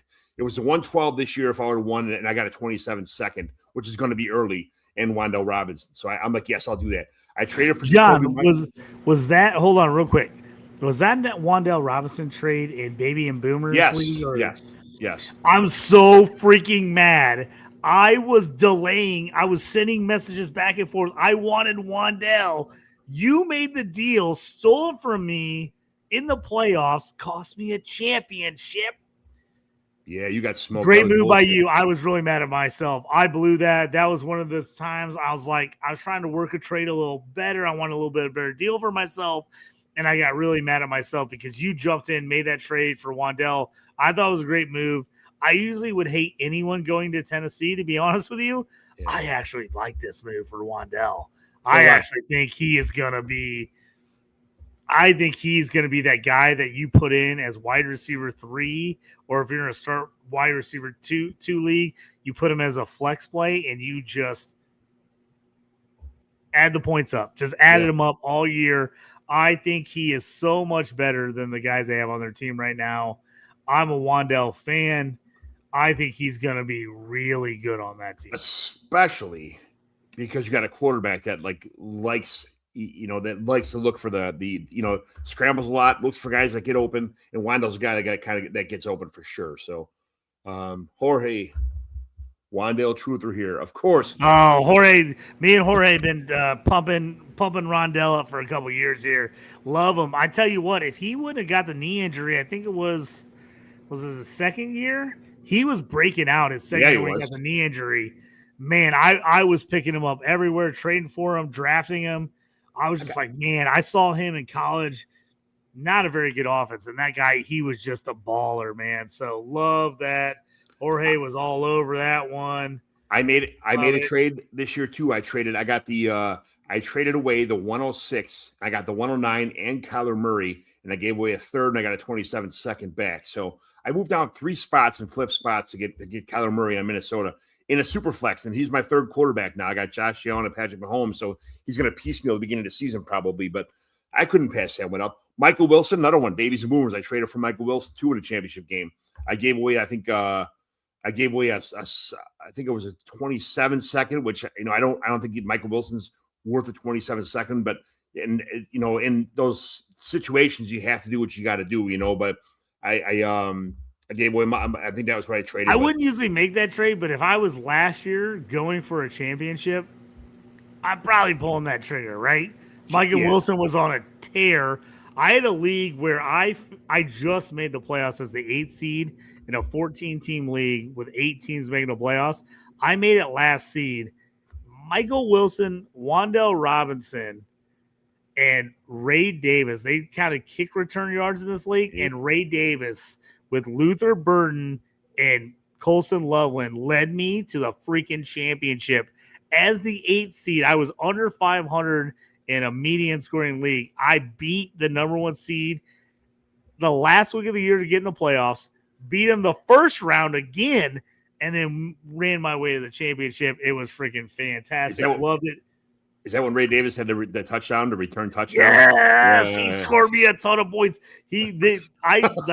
All of a sudden they had this crazy return yards, which I'm still gonna say I think it was shady. I don't think we actually had rules. I think the guy that ran the league just all of a sudden put a bunch of return yard scoring league in there. I figured it out, picked up Ray Davis. He killed it for me. We'll talk about my guy right here real quick. Mark brought it up earlier. He says, I'm hearing Travis Hunter.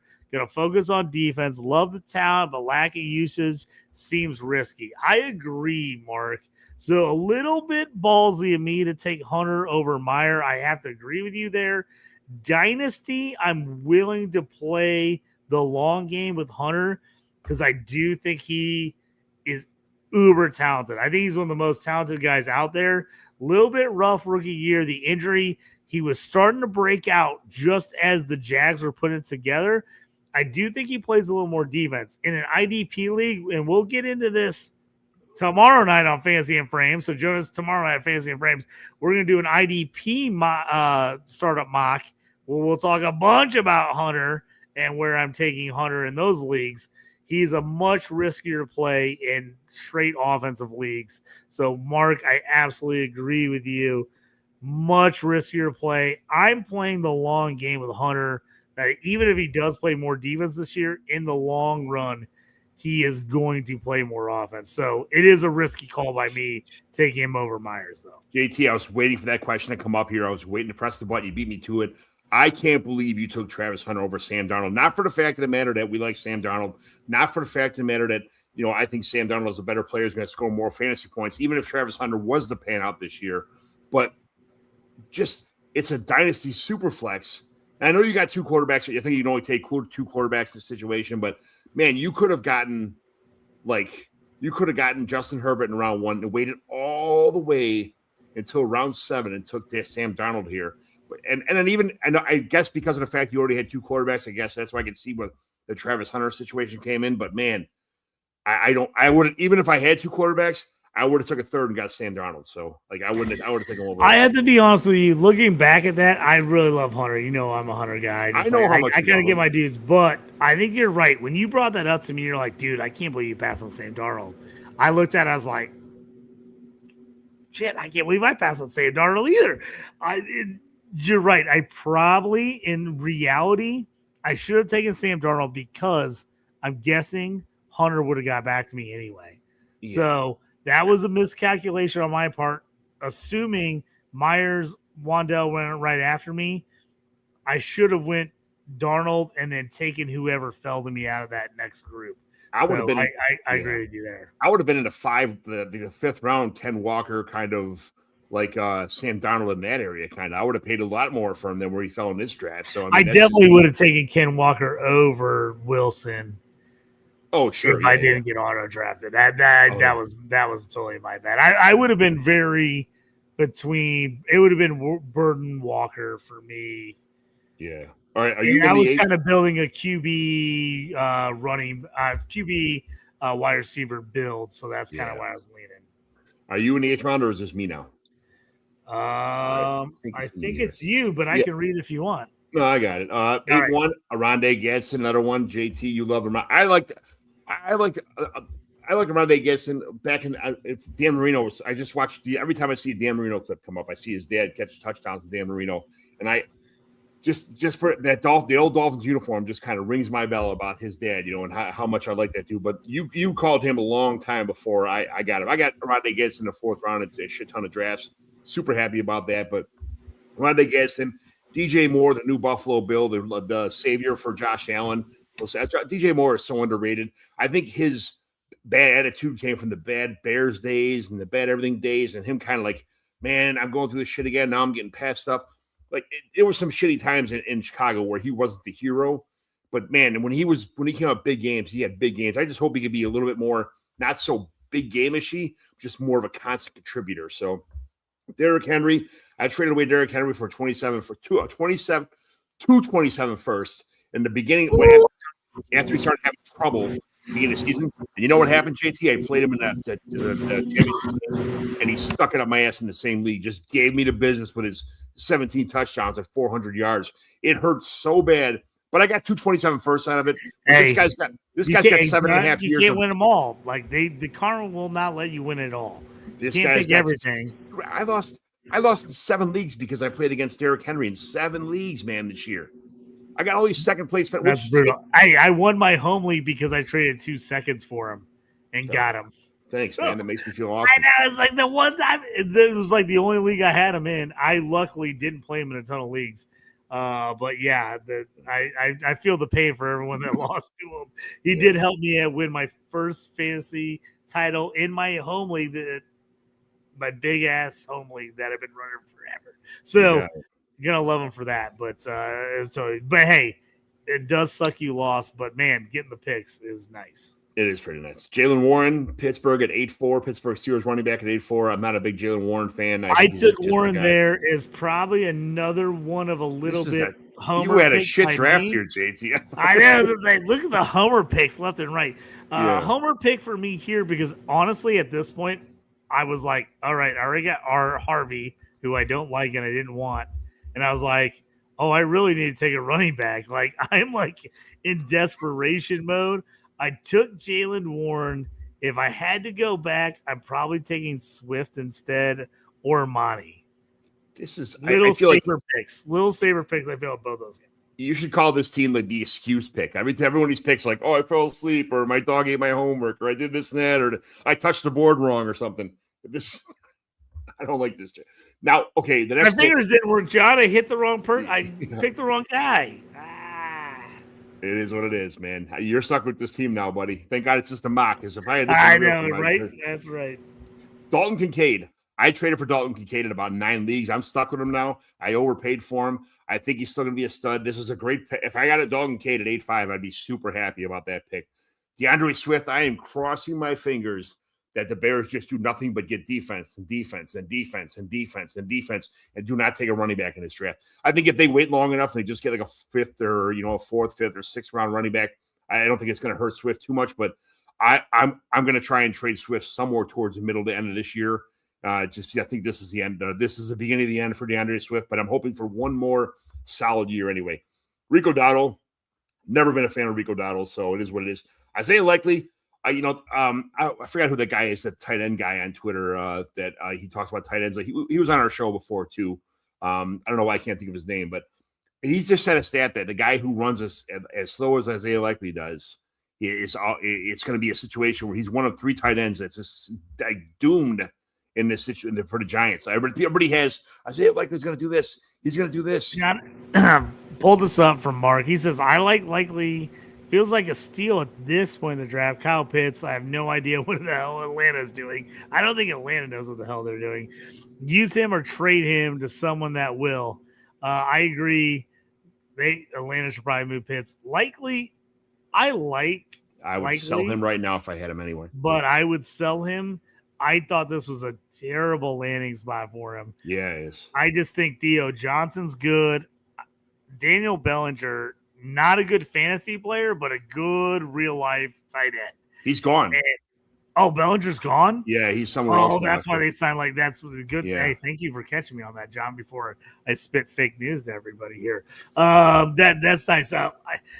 Likely, if you watched Likely in college, good receiver at Coastal Carolina, but he was like a big slot. He isn't fast. We've seen him. He's got to play against zone and he's got to find the slots, which he can do.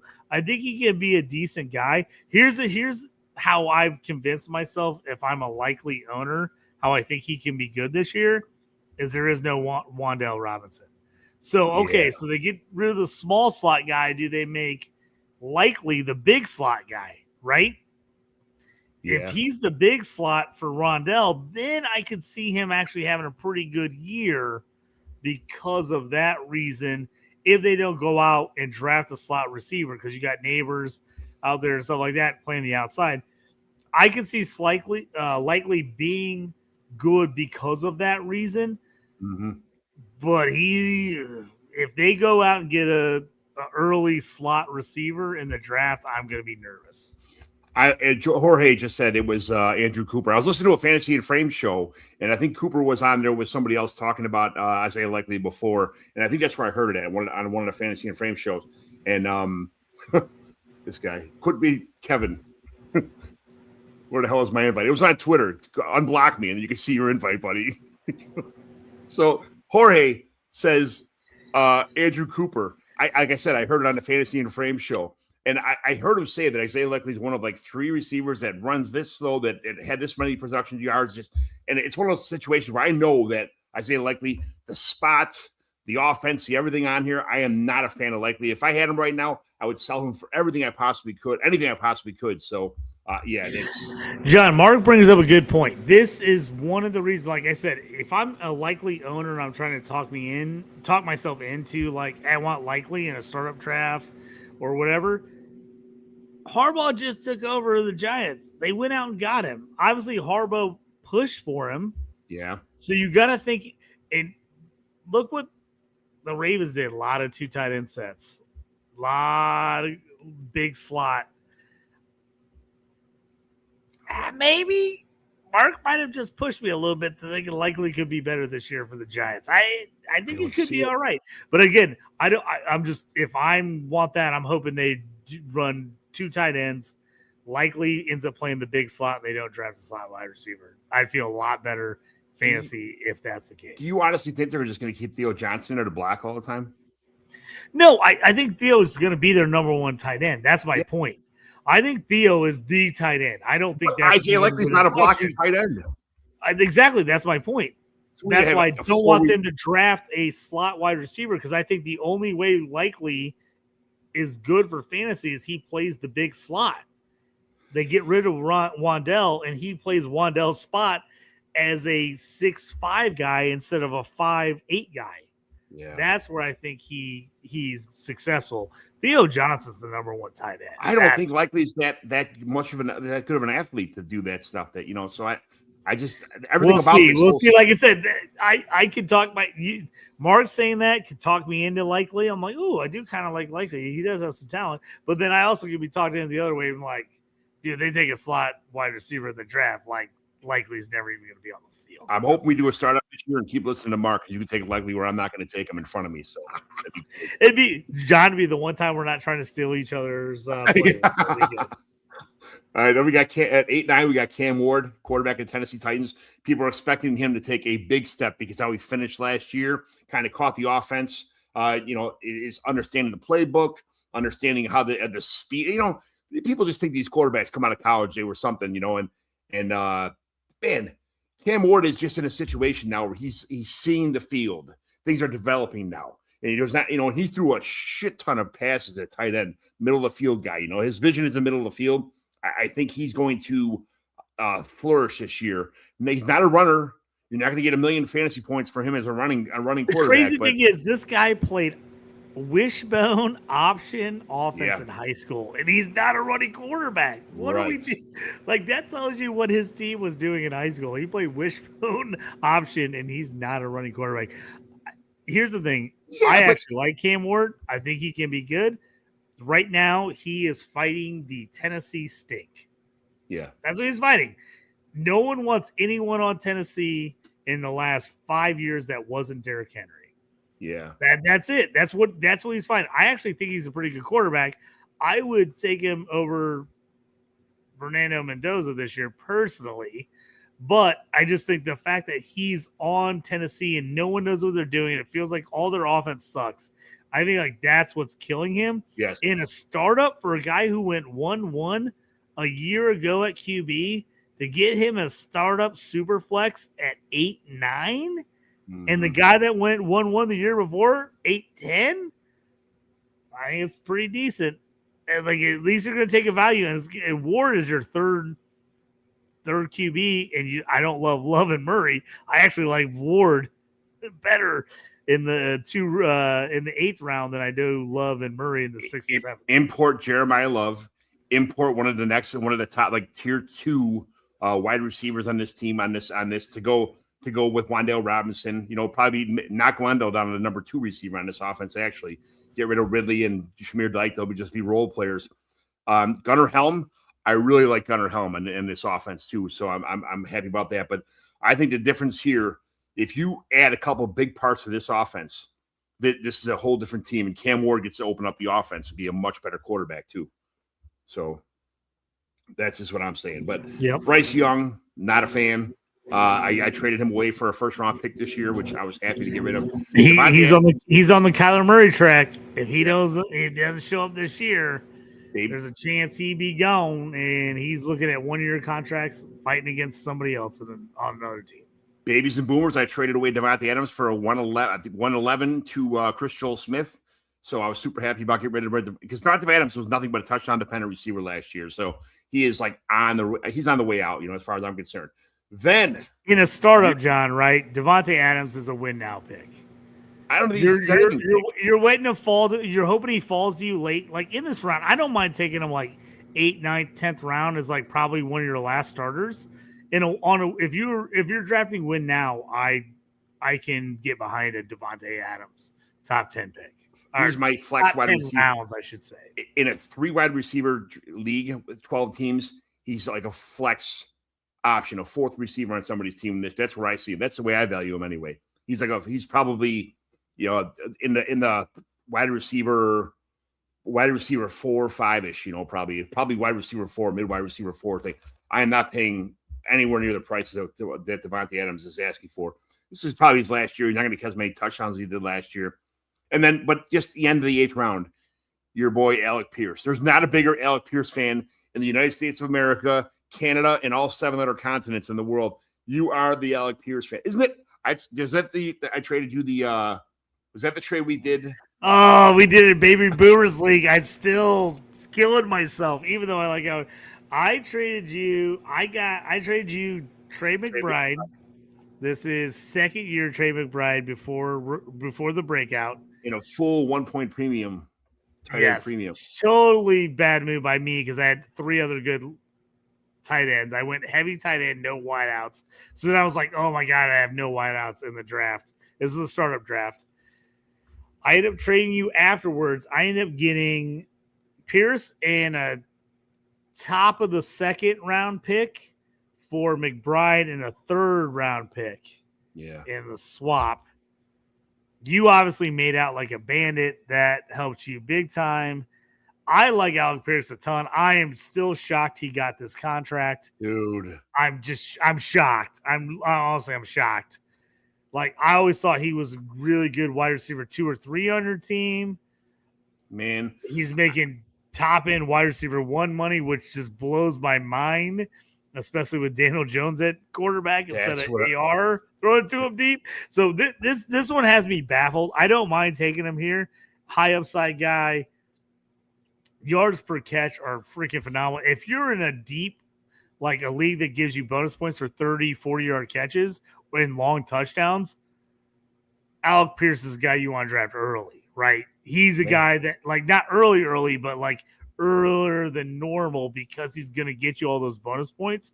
But, man, the inconsistency is going to burn you with him. It's just you're going to have all or nothing with him. He reminds me of a poor man's Deshaun Jackson.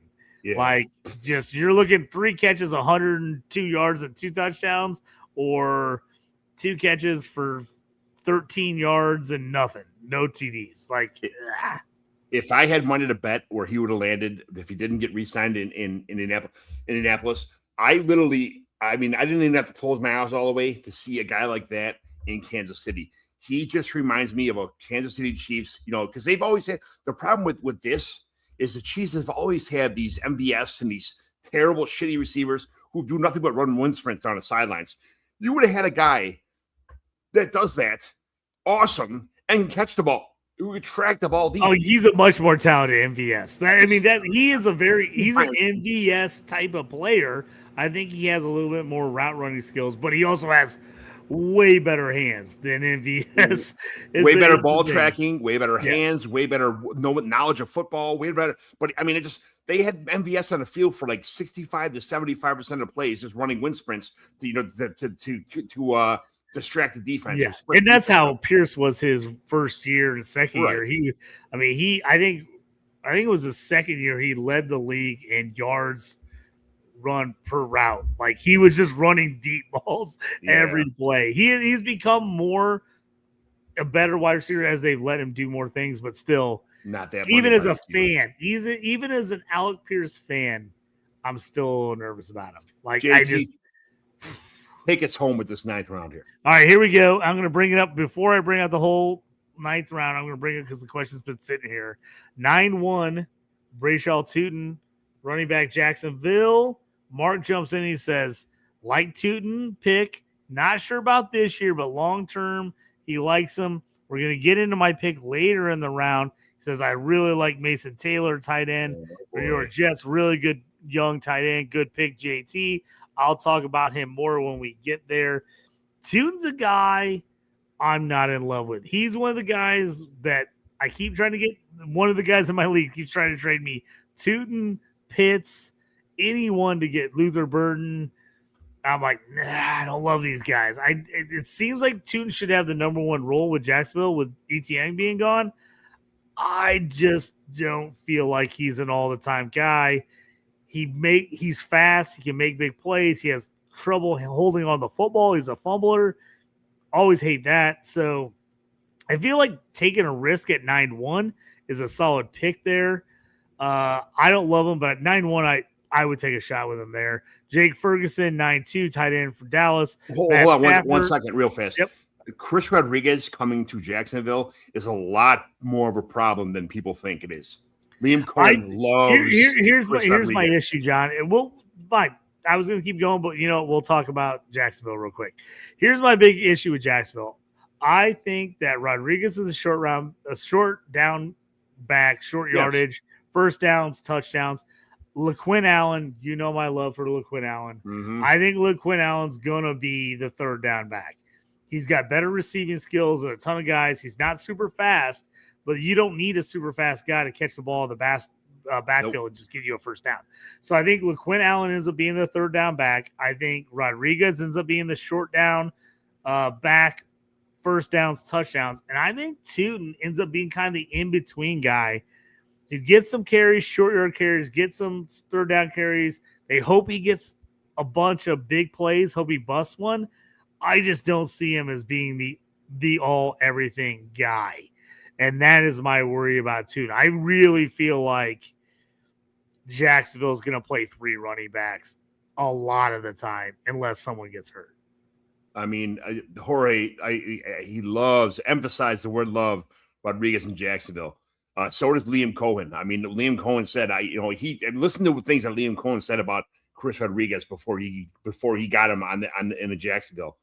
So I'll switch it over. I actually think he's better than Tootin. I mean, the different roles, but at the same time, I think Chris Rodriguez is just a more solid early down. If you're talking lightning and thunder, Chris Rodriguez is going to fill the thunder role 100%. Now, Brayshaw Tootin to fill a lightning role, that's debatable. Of course, he's going to catch some passes, but there's no doubt that Chris Rodriguez can take the early down back role and run with it for sure. Agree 100%, Jorge. So I'll jump back in here.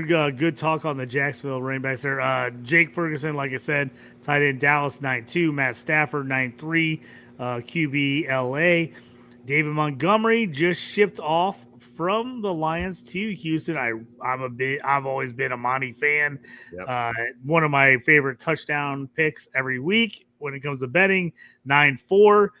9-5. Malik Willis, new Miami quarterback in the mix there. Then Terry McLaurin, 9-6 from Washington, wide receiver. Courtland Sutton, 9-7, wide receiver Denver.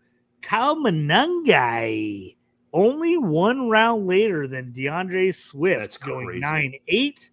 Mason Taylor, you brought it up earlier, my pick. I'm going to talk about him in just a second as I finish this round. 9-9, tight end, New York Jets. Michael Pittman, former Colt, now a Pittsburgh Steeler. Now I love him even more. He's been on both my teams. 9-10, going there. And then Tyler Algier, former Atlanta running back, now Arizona running back, at 9-11. And then Chuba Hubbard finished things off at 9-12. Carolina running back, Dowdle's gone. Jonathan Brooks coming back from the injury. We'll see what it looks like for Chuba moving forward. John, what do you think about this last round, 9th round? Give me your thoughts. Tyler Algier is the person I'm kind of targeting here. Just there's a lot of under the radar players in this 9th round, to be honest with you. So I'm kind of, this is a Matthew Stafford. I know it's a startup, but if you're looking to win now and you had a win now team, why wouldn't you just take Matthew Stafford and just get a shit ton of points as far as that goes? David Montgomery in Houston, that's going to revitalize his career. He was behind an outstanding player in Jahmyr Gibbs, goes to Houston now, the early down guy, bam, good. Malik Willis, that's just you might as well light that pick on fucking fire. It's garbage. Terry McLaurin, he's just a guy at this point in time. I don't think he's anything special. Courtland Sutton, another overproducer, up and down kind of guy. Monangai, man, I'm kind of afraid of Monangai because he looked good in a couple of games where the Bears just had played ball control, but when they really needed him to step up in some other situations, he really didn't step up the way he wanted to. Wasn't very consistent. I love Monangai. We talked about him a lot on his rookie profile, JT, but man, Monangai just I'm really hoping that he turns things around this year a little bit more in a positive situation, a little more consistently. Even though like I said, he had a good season, but I'm looking for more. Mason Taylor, you like Mason Taylor a little more than I do. That's okay, not a problem. Mason Taylor is another guy. I think if he's not in the top probably 12 tight ends, I don't think he's ever going to get there. So for me, I'll jump in real quick on Mason Taylor. I told people last year he went in the 2nd round. He was getting late 1st round buzz. I think if he would have went back to college, now I think he probably lucked out because he didn't, because LSU fell apart. Yes. And the quarterback play was a disaster. So I think it was a smart move that Mason Taylor came out. I thought if he went back to college and LSU had the type of year they had the year before, I thought he was tight end 1 in this year's draft. I thought he would have been a 1st round pick for sure, top 20 guy, and would have been, for fantasy purposes, a 1st round pick regardless of scoring. Now, I'm all in because he got hurt at the end of last year, missed the last couple of games. The QB play has been terrible for the Jets. He was super consistent at LSU. I mean, he was like 40 catches, 400 yards, couple TDs every year. I think he ends up being a very good pro. Outside the Jets, I think the Jets are what's killing him. So that's what I'm biting on startup drafts. If you are waiting on tight end, if you don't go tight end early, he's the guy I'm targeting. If I want a young tight end, I'm going to take him, and then I'm going to throw an old guy in there. I'll take a Kelsey a couple rounds later just to start this year. Mm-hmm. I'll throw him in and be like, I'll play him this year, and we'll see what Mason Taylor has. But I think Mason Taylor, if I'm drafting 10, John, I'll pull it back up for everybody real quick. Let me see where he went. He was tight end 1, 2, 3, 4, 5, 6, 7, 8, 9, 10, 11, 12, 13. Absolutely. It's anything out of the top 10 tight ends. I love Mason Taylor. I think he's a great buy in startups. You can hold him, and then I'm gonna take an old guy. I'll take Kelsey, Dalton Schultz, any of those other guys. I'll take Ertz. I'll take Goddard. You know what I'm saying? I'll take Taylor a little earlier, get him as my future, and I'll take an older guy and play him for a year or two until either Mason Taylor gets a QB in for the Jets or Mason Taylor's like, peace out. I'm going to another team that can actually give me the football. All right. What did you say he was? Tight end, what, 13 you said, or 11 or 9 or something like that? In this draft, he went tight end 13. Okay. I'm going to do a little exercise here because we're almost done. I got it real quick. Just last year alone, okay? I'm gonna read the names of these guys that got picked last year, okay? And you tell me, who would you rather have? Would you rather have Mason Taylor or Tyler Warren? Oh, Tyler Warren. Mason Taylor or Colson Loveland? Oh, Loveland. Mason Taylor or Harold Fannin? That one's tougher. I had no, it's not. No, it's not. It's got to be Fannin right now. Just to be honest, I want to be truth. I had Taylor as my tight end 3, Loveland as my tight end 4, or not Loveland, Fannin as my tight end 4 last year. So I had Warren, Loveland, Taylor, Fannin. So going into last year's draft, I do think Fannin's worth more right now, pretty much across the board. Okay. Mason Taylor or Oronde Gadsden? I really like Oronde, and I love the Chargers, so I think that's his upside. But I do think Mason Taylor long-term might be the better player long-term. Mason Taylor or Gunnar Helm? Mason Taylor. All right, I like Gunnar Helm better. By not a shit ton, but I do like Gunnar Helm. I do think Gunnar Helm's going to be solid, especially because I think Tennessee's going to be throwing a lot short passes. I know. I really like him. I like Gunnar Helm for fantasy purposes, probably slightly better than Taylor this year.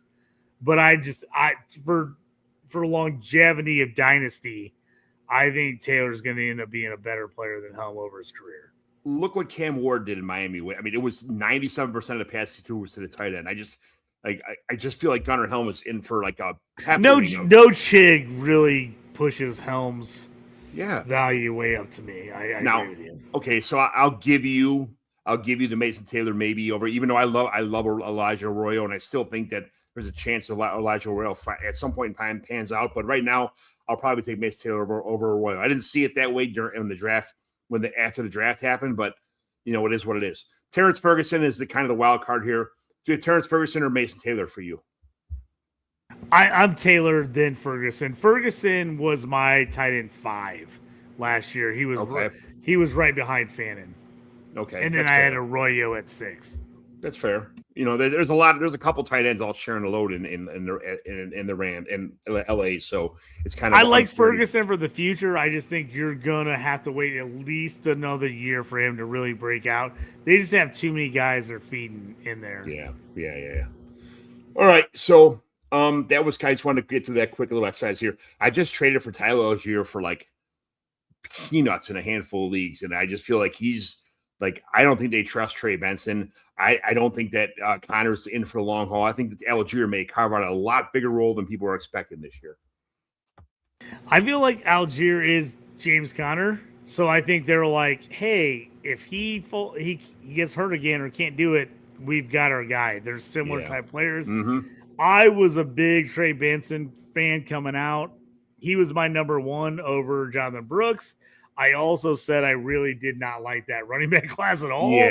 So I said I like Trey Benson. He was a late first, early second for me in fantasy leagues, but I also threw it out that I didn't think he would do anything until at least late year 2 or maybe year 3. So It's looking worse now. Like now we're going into year 3. Now we need something. Now he has to hit. So I bringing Algier, and I think it's just backup for those two guys, but he's been way more consistent, at least with those other guys, other than Connor when he's healthy. I can see Algier still in. If you can get him cheap, like you said, there's no reason not to put him on your roster because there's a pretty good chance at some point this year he's going to end up being the number one for them. Yeah, I think I did pretty well. Jorge, digging these glasses, John, are those clear frames? You know what? They're old people glasses. I'm old now. I had to get glasses to see the screen and look at shit, like look at fantasy football drafts on the way while I'm doing podcasts because I'm old now. So they're not a welcome addition to the John McGlynn fashion statement here, but I mean, it is what it is. That's what you do. John, I should have my glasses on tonight. My girlfriend said something to me. She's like, "Are you okay? Your eyes?" I'm like, I've been wearing my contacts. I can't even tell you the last time I took them out. They're like foggy as can be. I'm like, I should have worn my glasses today. Because you know what sucks is once you start wearing these reader glasses, cheaters, it's like, all right, that helped a little bit, and then you start looking at something like, shit, I can't see it without my glasses. And the more you wear them, like the more you're like, oh my God, I can't live my life without having these glasses on. They're on my face more than they're not. Now I try to fight as long as I possibly could, but they look good though. Yeah, they look. Yeah. You know what? I got the fat face. I had to get the extra ones. I'm like, can I have a pair of glasses? First, I had the ones that look like the little skinny ones that like kids get when they're like 2 years old, the little round ones. I'm like, man, this is my fat ass face. My head's like this wide, like a pumpkin. I'm wearing these two little raisins on there. So now I got these extra fat face glasses, so I don't get those marks on the side of my face from the, digging into my side of my head. But man, it's a welcome addition. It's helped a lot. It kind of got me 20 years younger on my seeing stuff around here, but it is what it is. They're a necessity. It's like going bald a little bit wearing a hat. I'm like, all right, I got my Project 47 hat on. See the Project 47 hat is looking fantastic over there, brother. We haven't got to do a podcast in a while, but we've got to hang out a week or two ago. You came through my neck of the woods. Got to hang out for a bit. The hat looks fantastic, man. Me and you and the wives got to drink some beers and hang out for a little bit. So it was great seeing everything. And the food was good. The drinks were good. The friends were good. The whole atmosphere was awesome. So very good. All right, man. Well, that is it. Thanks for everybody first of all, JT, what else is going on? Yeah, tomorrow night, hit us up on Fantasy and Frames. We're going to be doing me and your boy this guy, that way. I can't figure it out on the screen. John McGlynn, we're going to be back. We're going to be talking Dynasty QBs, startup Dynasty QBs, where we're ranking these guys. We'll be talking about that tomorrow on Fantasy and Frames. Also, me and the IDP Godfather, Gary Davenport. We're going to be breaking down defensive guys on the Shoot the Gap show. So check us out on that tomorrow. And then the return of Fourth and Frames, our redraft show. Ooh. Late night tomorrow night. So we got 3 shows in a row tomorrow night on Fantasy and Frames. Hook us up there. If you are a DLF member, Dynasty League Football, check me out there. Got updated rookie IDP rankings, IDP 150 rankings for Dynasty. And I just updated my top 75 Devy leagues for all those people that are crazy and watch college or in Devy stuff.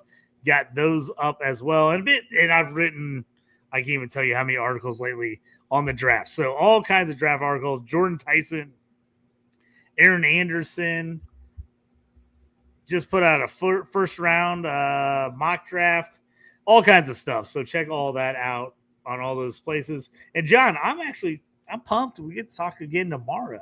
I know. It's I get 7-12 or 6-12s in a row, man. I finally get off. I get to go get up at 4:45, get home at 8:15, and come home, drink some beers, and watch a show. So, Jorge, where can you get a show? Where can you get one of these fantastic? Jorge, I'll hook you up. I'll get a hat sent out to you, brother. Come down to the center of like Urbana, Illinois, in the middle of nowhere, and find JT Brew, the Project 47 Smokehouse, and you get a free one. Okay, otherwise JT will send you one in the mail. Mark says JT's update his alarm clock. Oh, dude, you don't even know, brother. It's been brutal lately. I'm either up late, up early. I tell you what, I get on some of these draft boards and I'm like, I'm like 7 picks away. I don't have to worry about it. 4 a.m. hits. I go to sleep at 3:30. Everyone makes a pick, and then I get up at like 11, and I'm like, I got autoed. I'm like, what's going on?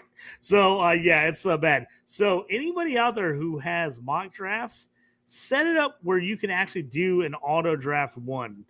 Fantrax. I know people don't always love it, but the best thing about their drafts is you can auto draft for a pick. You can make 1 pick, 2 pick auto drafts. The problem I have is Sleeper. I don't usually do it because if I hit auto draft, next thing I know, I'm 3 picks deep. And I was like, I didn't mean to auto draft 3 picks. I didn't mean to do that if I didn't check it and turn it off in time. But Mark is right. I got to get my stuff together. It is what it is. We can do it. You'll figure it out. Jorge says text him at 4:45 in the morning. Well, that's about the time when me and JT go to bed after my midnight. That's why I always know me and Jorge are on the same schedule, but opposite schedules. He'll send something out, I'll text something back, and he answers me, and I'm like, oh, I didn't know you're. He's like, I'm up going to work, and I'm like, oh, I'm getting ready to go to bed. So it happens. It happens sometimes. All right, John. Well, I am John McGlynn. You can feel like it was a great return, brother. It was a great return. It's been forever. We've been meaning to get on a show, but it's just been nuts. We got more content coming for you here at Dynasty Evaluation, right? It has been nuts. That's all right. Thanks for coming back, JT. These shows, I mean, who would have thought it would have been? We were talking about a half hour, 45-minute show. It never works out that way when you got 2 fat mouth guys like us just yapping the whole time. So doing exercises and shit like that together. So, I don't know. Jorge, you guys are great. You're great, Jorge. Thanks for tuning in, man. But Dynasty Evaluation YouTube channel. You can find out. We'll do a lot of my shit's impromptu, man. Sometimes I'll just call JT and say, hey, what are you doing in the next 45 minutes? That's why you have to hit the like, subscribe, so you know when the show's coming on. We're not the best about pre-promoting shows. Not. Let's just say that. Sometimes John's like, it's 10 a.m. I actually woke up, and he's like, you want to do a show today? And I'm like, sure, when? He's like, 30 minutes. I'm like, let's go. This is how it happens sometimes. Or tonight, I'm like, hey, I'm at a track meet. He's like, I'm going to get home from work. You want to do a show? I'm like, yeah, let's break down that mock draft that we did. I'm like, sure, let's do it. So, hey, thanks for everybody. A lot of people tuning in tonight. Great to have people back. Thanks to everybody in the comments. Great comments tonight. Damn, John, I had a freaking good time tonight, dude. I had a real good time tonight, JT. Thanks for coming back. Subscribe, make some comments on the YouTube, the Dynasty Evaluation YouTube channel. I really appreciate you guys coming on there. Spread the word, spread the love. But we are back, man. I work, life, family, some emergencies got in the way. That's just the way life works sometimes. I'm not going to start doing stuff in the middle of the season like I did last year. I just enjoyed football last year, kind of rejuvenated. It was kind of hard getting back into it when you take some time off, JT. But I mean, jumping back in here, I feel like I learned how to swim again or riding a bike again. You don't forget, man. And working with you, and it makes everything so much easier. So, thank you very much. I will see you guys later. End of stream. I don't know when the next show is. We'll tell you a half hour before it comes on, and we'll figure it out. Okay. See you guys later. Thanks for joining us today. Peace.